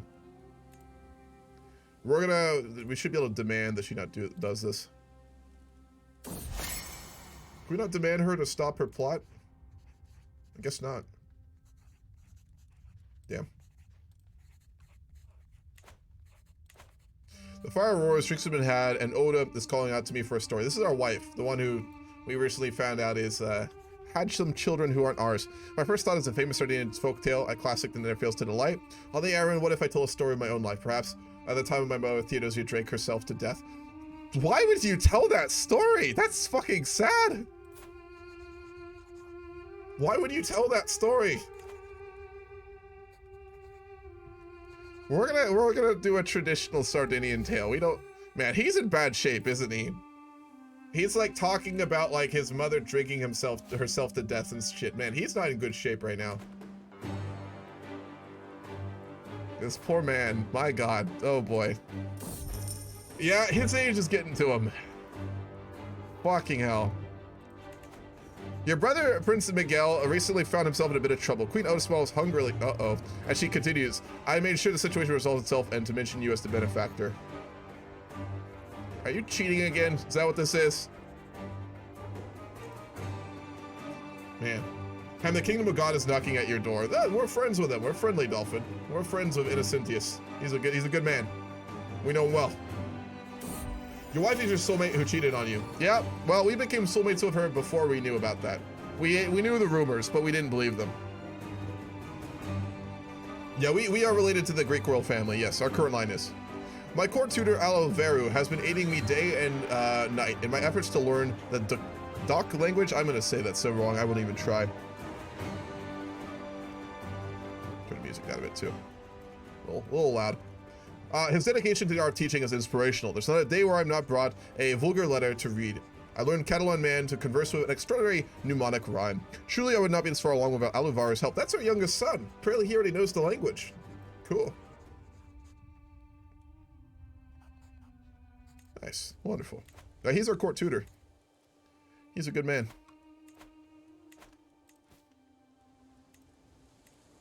Let's repair some of our artifacts. Some of these are getting pretty damaged. But yes, we are half Greek. We're half Greek, half Byzantine, which means our children will be a fourth. Cool. We have the money. We'll repair all those. Guardian of the Gate. I have heard rumors about a noble and valiant warrior woman in a distant land who is immortal and stands guard over an ancient gate made of marble and obsidian. Whoa.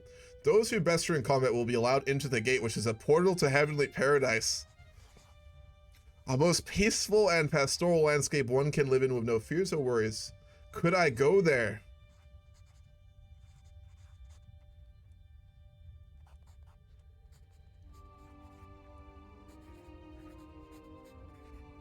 Let's go for it. I think we got a rumor of death. Oh man. He deserves to go through that gate. I don't think he could beat her in combat though, but his prowess is 4. Oh, our champion just died. Whoa. Everyone's dying. We're so fucking old. Let's get a new champion. We'll make our knight Saib. Go for professional workforce. That does sound like death, though, doesn't it? Since I've been married off to the vile King of Garcia. Is this our sister? Oh, this is our sister. Oh, no. Oh, no. Remember when I said that he was marrying up and that he didn't deserve her? I like to double down on that statement. This dude. Our sister is quick, a charismatic negotiator, gregarious, diligent, and ambitious. She is fantastic, and she had to marry this man. Our father made her do that, the bastard. Fucking hell. Are her sons at least competent? Yeah, he's alright. He's a recluse, but he's ambitious. Yeah, no, he married someone he had no right to marry for political reasons. That's rough.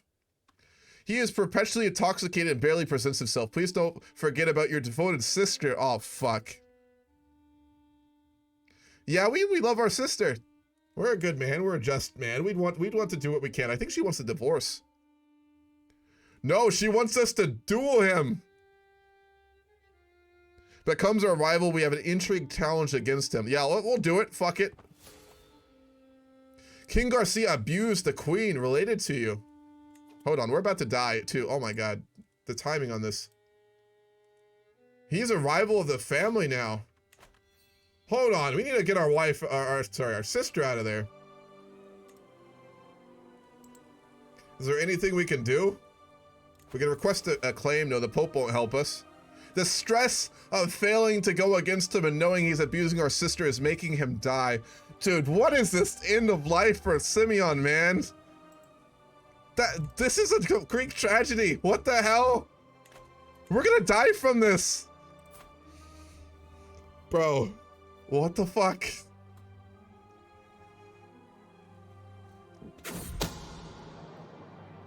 My spies have informed me of a hunter causing a ruckus at a local tavern. The man has been spending large amounts of gold and bragging about a deal he struck with a fancy lady in pearls and silk. He's drawn a map of the local hills by an unknown noblewoman. Keep an eye out for it. God damn. Yeah, he's abusing our sister. We don't have a claim on him. I mean, that is tolerated in the Christian faith at this time. I mean, you are allowed to beat your wife. That is fully normal in this time period. So we love our sister, but we don't have a claim over him for this. Domestic violence was normal in this time period. There's nothing we can do. We could try and murder him, but we're a just man, so we wouldn't do that.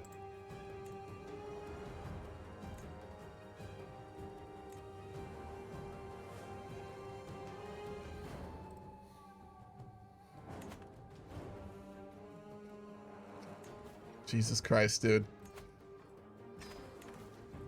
Get money from the Pope at least.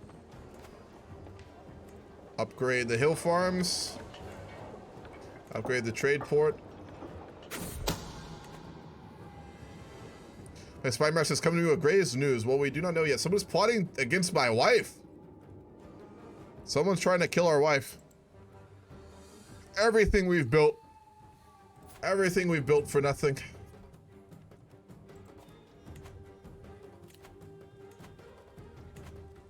We're not going to hold court. We're dying.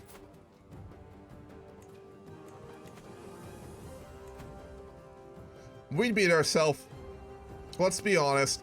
Given what has just happened with our sister in Leon, and given everything that's happening at home, he's so stressed. This is going to kill us, but he would realistically do this. He would. We all know he would. He might survive it. There is always that chance, but there's no way he would not do that right now.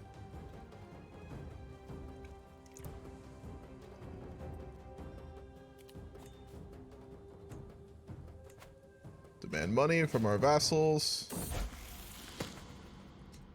Learn language. After lots of hard work, nothing. It is impossible to learn the language.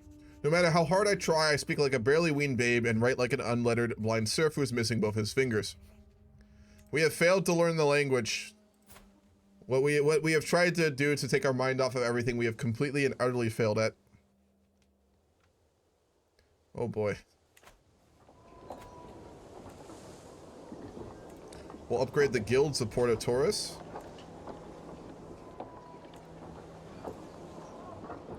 We'll upgrade the fields. Oh, we already have got that one. We just had that event.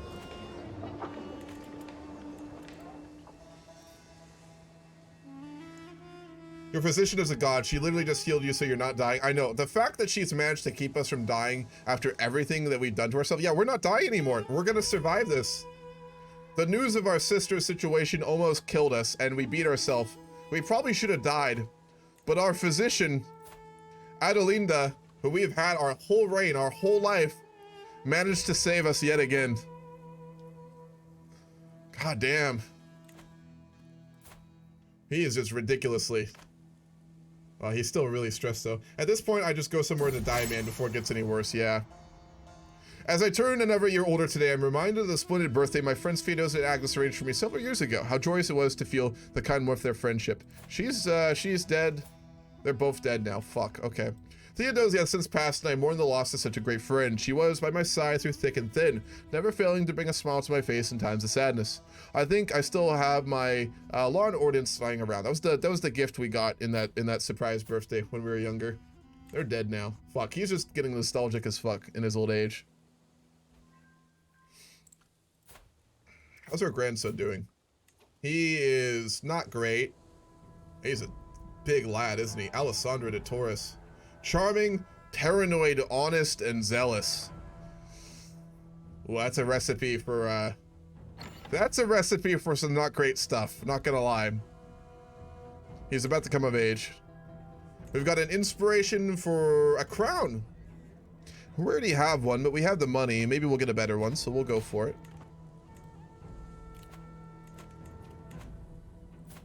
Damn, he's still kicking. He's 63. He could live decades longer. There's no reason he couldn't. On his deathbed, he finds out his only daughter is not his, and possibly that his children are most likely not his children. And now his sister asking for his help to divorce her fat husband, as he is abusive husband, finds out domestically abuses his nice, loving, fantastic wife, who knows the way that Simeon is still alive to suffer more. Yeah, no, this dude is just suffering. Everything, you know where it went bad? This is bullshit. You know where everything went bad? The crusade. It was the crusade. We helped to found a holy kingdom for our son, our second son, and everything has gone downhill since. Everything.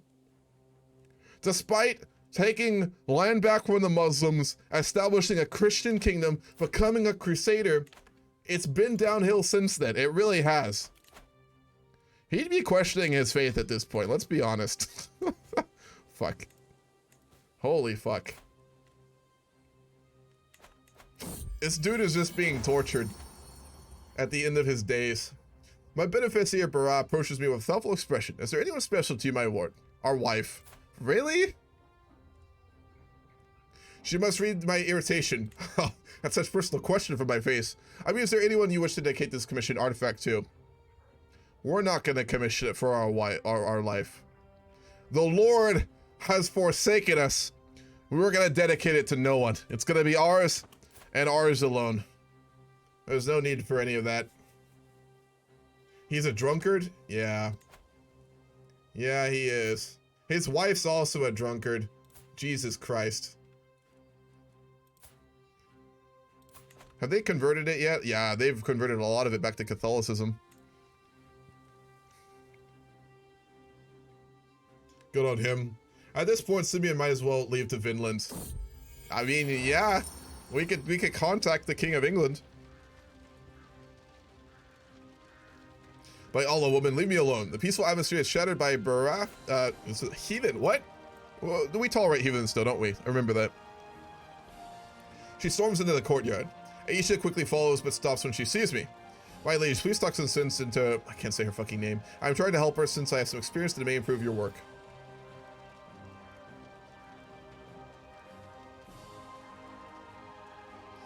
We'll try to get her to at least hear her out. It's gonna be lower quality. Nice. All right, we've got a new Dynasty legacy. What are people thinking? We'll do a poll for it, but what are people suggesting for our next one? We could do studious youth that makes our children like us more and get better education traits. We could do desirable match that gives us better marriages. We could do vibrant court that gives us better guests. We could do convergent blood that makes better traits be reinforced. We could have an ominous reputation for dread. We could be known as mostly fair due to our high quality court. We could have squire traditions, or we could have language scholars. What are we thinking? I'll do a poll. Law? Are we thinking law, or do we want to do a poll? If anyone else has another option, we'll do a poll for it. Law? Law. Law is looking like what we'll go for then. Law, all right. As the years pass by, it becomes painfully obvious that my grandson Alessandro has neither the talent nor the drive to do the masterpiece he has promised. I was just a child in want of attention. To think you truly believed my nonsense. It happens. It happens. Law it is. Mostly fair.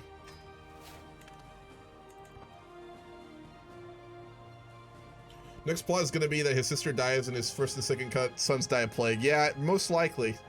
The kingdom is still young and needs proper consolidation and administration. It really does. We've been very good, but we're just having such poor luck at the end of our days. Our son isn't bad. Our grandson isn't bad. He's a tough soldier. Not great, but he could become stronger. His paranoia could be dangerous, though. We'll talk to her about it. Here they come. A lot he coming. He's only 42. He's got a while to go. He's very healthy. My spy master has come to you with grave news. While we do not know yet who, someone's planning to kill my courtier Matthias. Uh-oh.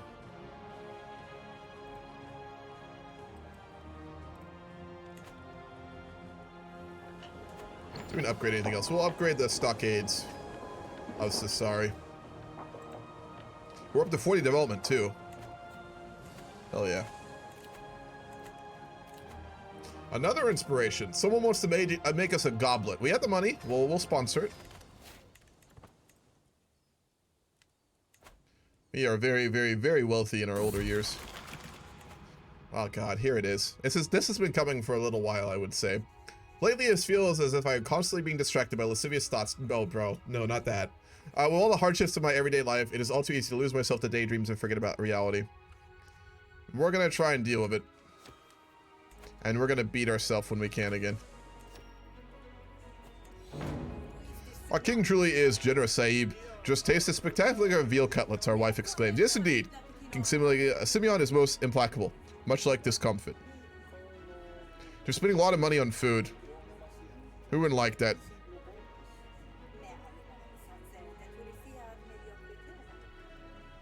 Oh, well, we'll let them do what we want. We're not gonna eat a bunch with our wife. We barely tolerate her at this point. We can hold court now. It's been a while. We lost our faith in God. I don't think he'd do it publicly. He's not an idiot. He just beat himself. That's what he does to deal with his stress and problems. My huntsmaster Jedi Gavini approaches me carefully, cradling a wooden bundle. With a grin, he pulls back the swaddling, revealing a pair of squinting eyes. Finally, some good fucking news and a good event. Jesus Christ. A puppy! He can hardly keep the excitable furball in his arms. A gift from the finest molassy litter I have seen in some time, he says between face licks. You must take advantage and expand your kennels, my lord. We got a dog! We can't afford it, but who cares? Our family becomes known as dog lovers for 30 years.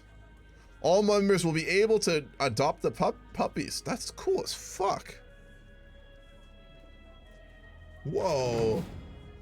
All right, we have a dog now. Well, that'll help a lot with the stress. Therapy through pets, exactly.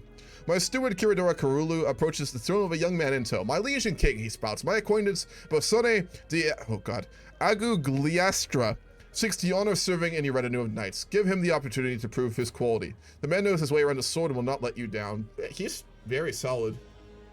Sure. Very well. Prince Miguel, my brother, strides forward, clearly eager to hear my response to his prediction. My brother, Corsican drain is stifled by a lack of currency. Let toward that establish our own mints with royal approval. Go fuck yourself. Do not stymie the potential prosperity of your subjects, or we may all grow rich together.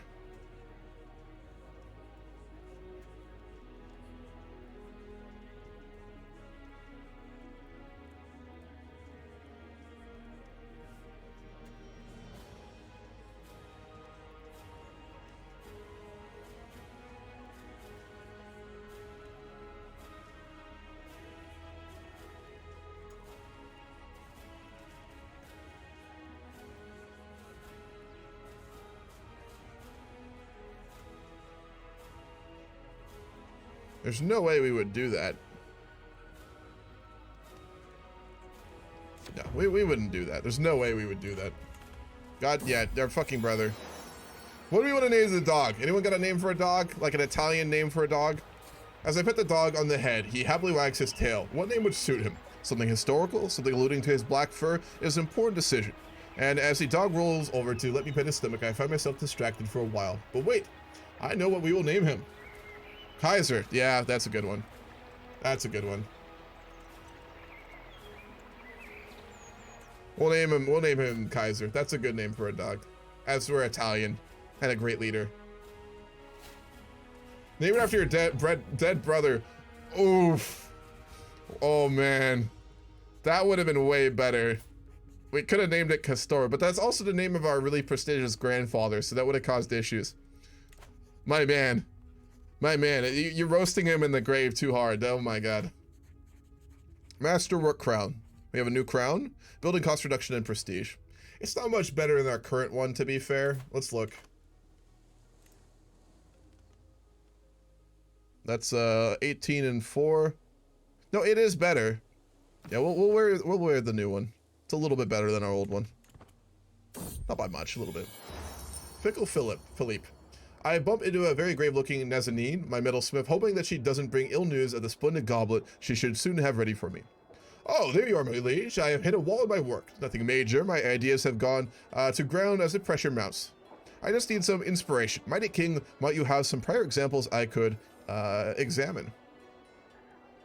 Yeah, sure. You can look around the Great Hall.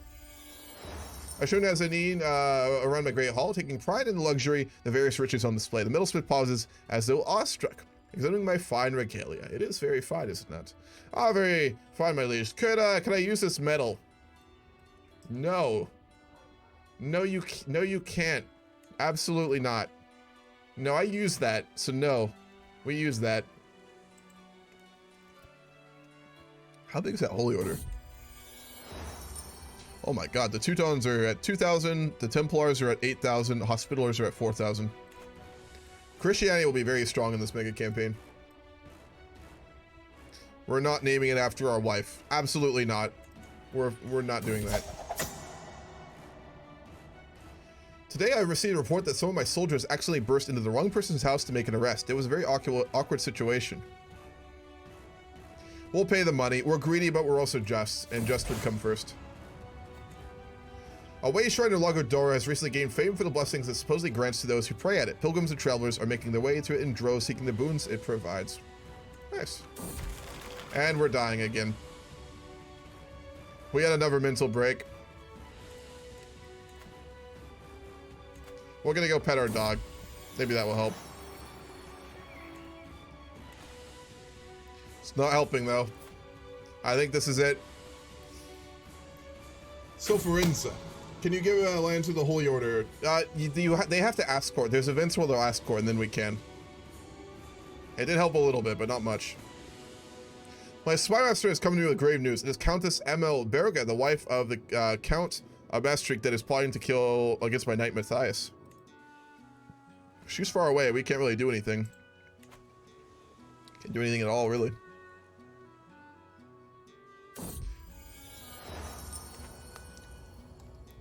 Oh no. Time disappears in Nazanin's shop, drinking mead as we excitedly discuss the goblet she's making for him. Am I imagining things, or there is a tension? Absorbed in subtle marks. Okay, so do we want to screw our courtier? Our wife cheated on us, and we know our children aren't ours. We can get revenge on our brother here, but we are a temperate and a just man. We're not really religious anymore. Ooh, that's a tough call. She's a Muslim though, and she's got a permanent scowl. I'll do a flash poll for this one. You guys can decide. I don't even know. There's good reasons to do it and good reasons not to.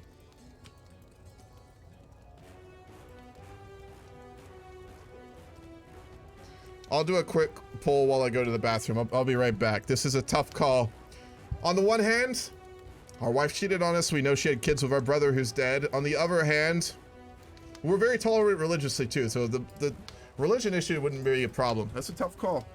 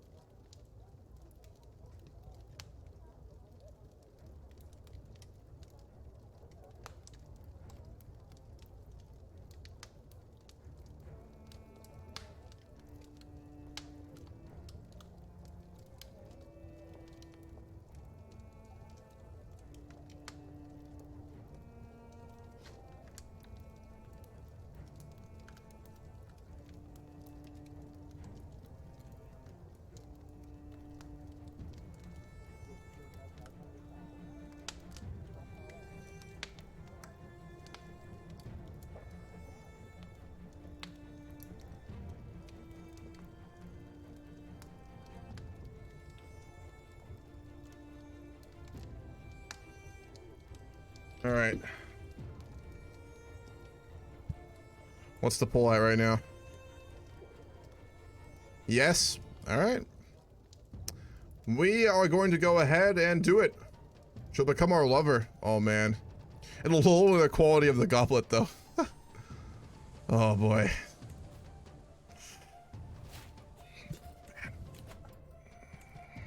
Go for defensive measures. Our grandson can marry. Let's find him a good wife. Let's marry him to the princess of the Holy Roman Empire. We need relationships with the Germans, otherwise we're gonna be conquered. So we'll get them to marry. They're related? What? How are they related? The Habsburgs. Oh no. We need this politically. It's fine. Just don't look too into it. It'll be fine. Fucking Habsburgs. That's why. We need to not have the Kaiser invading us, so we're gonna do it. Hey, they're distant relatives. It's fine. She doesn't look too happy, does she? When I was dwindling down, I find myself deep in conversation with Estrude. That's the one who's marrying our grandson. She inquires about my opinion on court alliances, a subject she is deeply interested in herself, which is why she's being married to our grandson.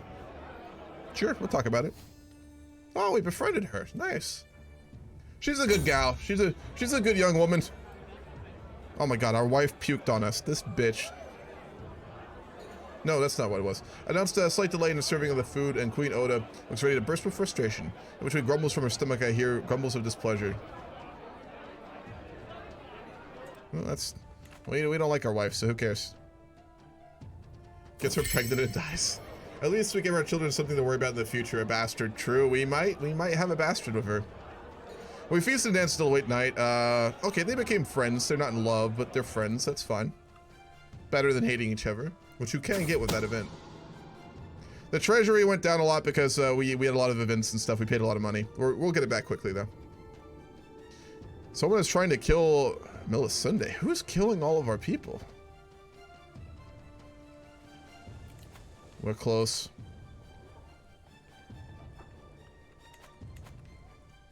Oh, boy. Hopefully we can make back some of this money so we're not in debt. Yeah, let's ask the Pope for money. Oh boy, there we go. We know we're dying. We're gonna ask the Pope for money so when our son inherits, he actually has something. We got the goblet. It's a masterwork goblet. Nice. Our lover and the woman who made our goblet made a really good one. It's actually really nice. Beautiful. I wonder if our wife and children know what we're doing. Oh boy, there it is. Wow, I gotta say, he's one of the I'd say he's one of the more interesting characters I've ever had in Crusader Kings. King Simeon had such a fucking interesting life. I thought Castor was gonna be the most interesting we'd have, but no, King Simeon, man, this dude, it was a great tragedy until the end. Until the end. Like, goddamn, bro. King Simeon of Sardinia, Corsica, has found peace in Christ's embrace at 65 years of age. He died of old age. A zealous man, he fought for the glory of God against the heathens in one of the greatest wars in recent history. Rip to a legend, though. Goddamn, man. Yeah, damn.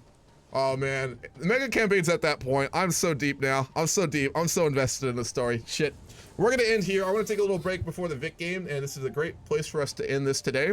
We will continue next time with King Alessandro, the first son of our dynasty, a semi-competent man, one who I'm sure feels a little bit slighted by his brother being such a prestigious king in Andalusia. So I'm sure we'll have lots of fun politics between the brothers and maybe a bastard. I mean, King Simeon may have had a bastard with his lover there at the end. We'll see. So, all right, we're going to end this today. I'm going to start the stream. I'll be back in around 20-30 minutes to play in that Vic game. It's the last session of the Iran Vic game. But I want to take a break and grab something to eat before that happens. So, if I do not see you all, this mega campaign will continue next Sunday morning.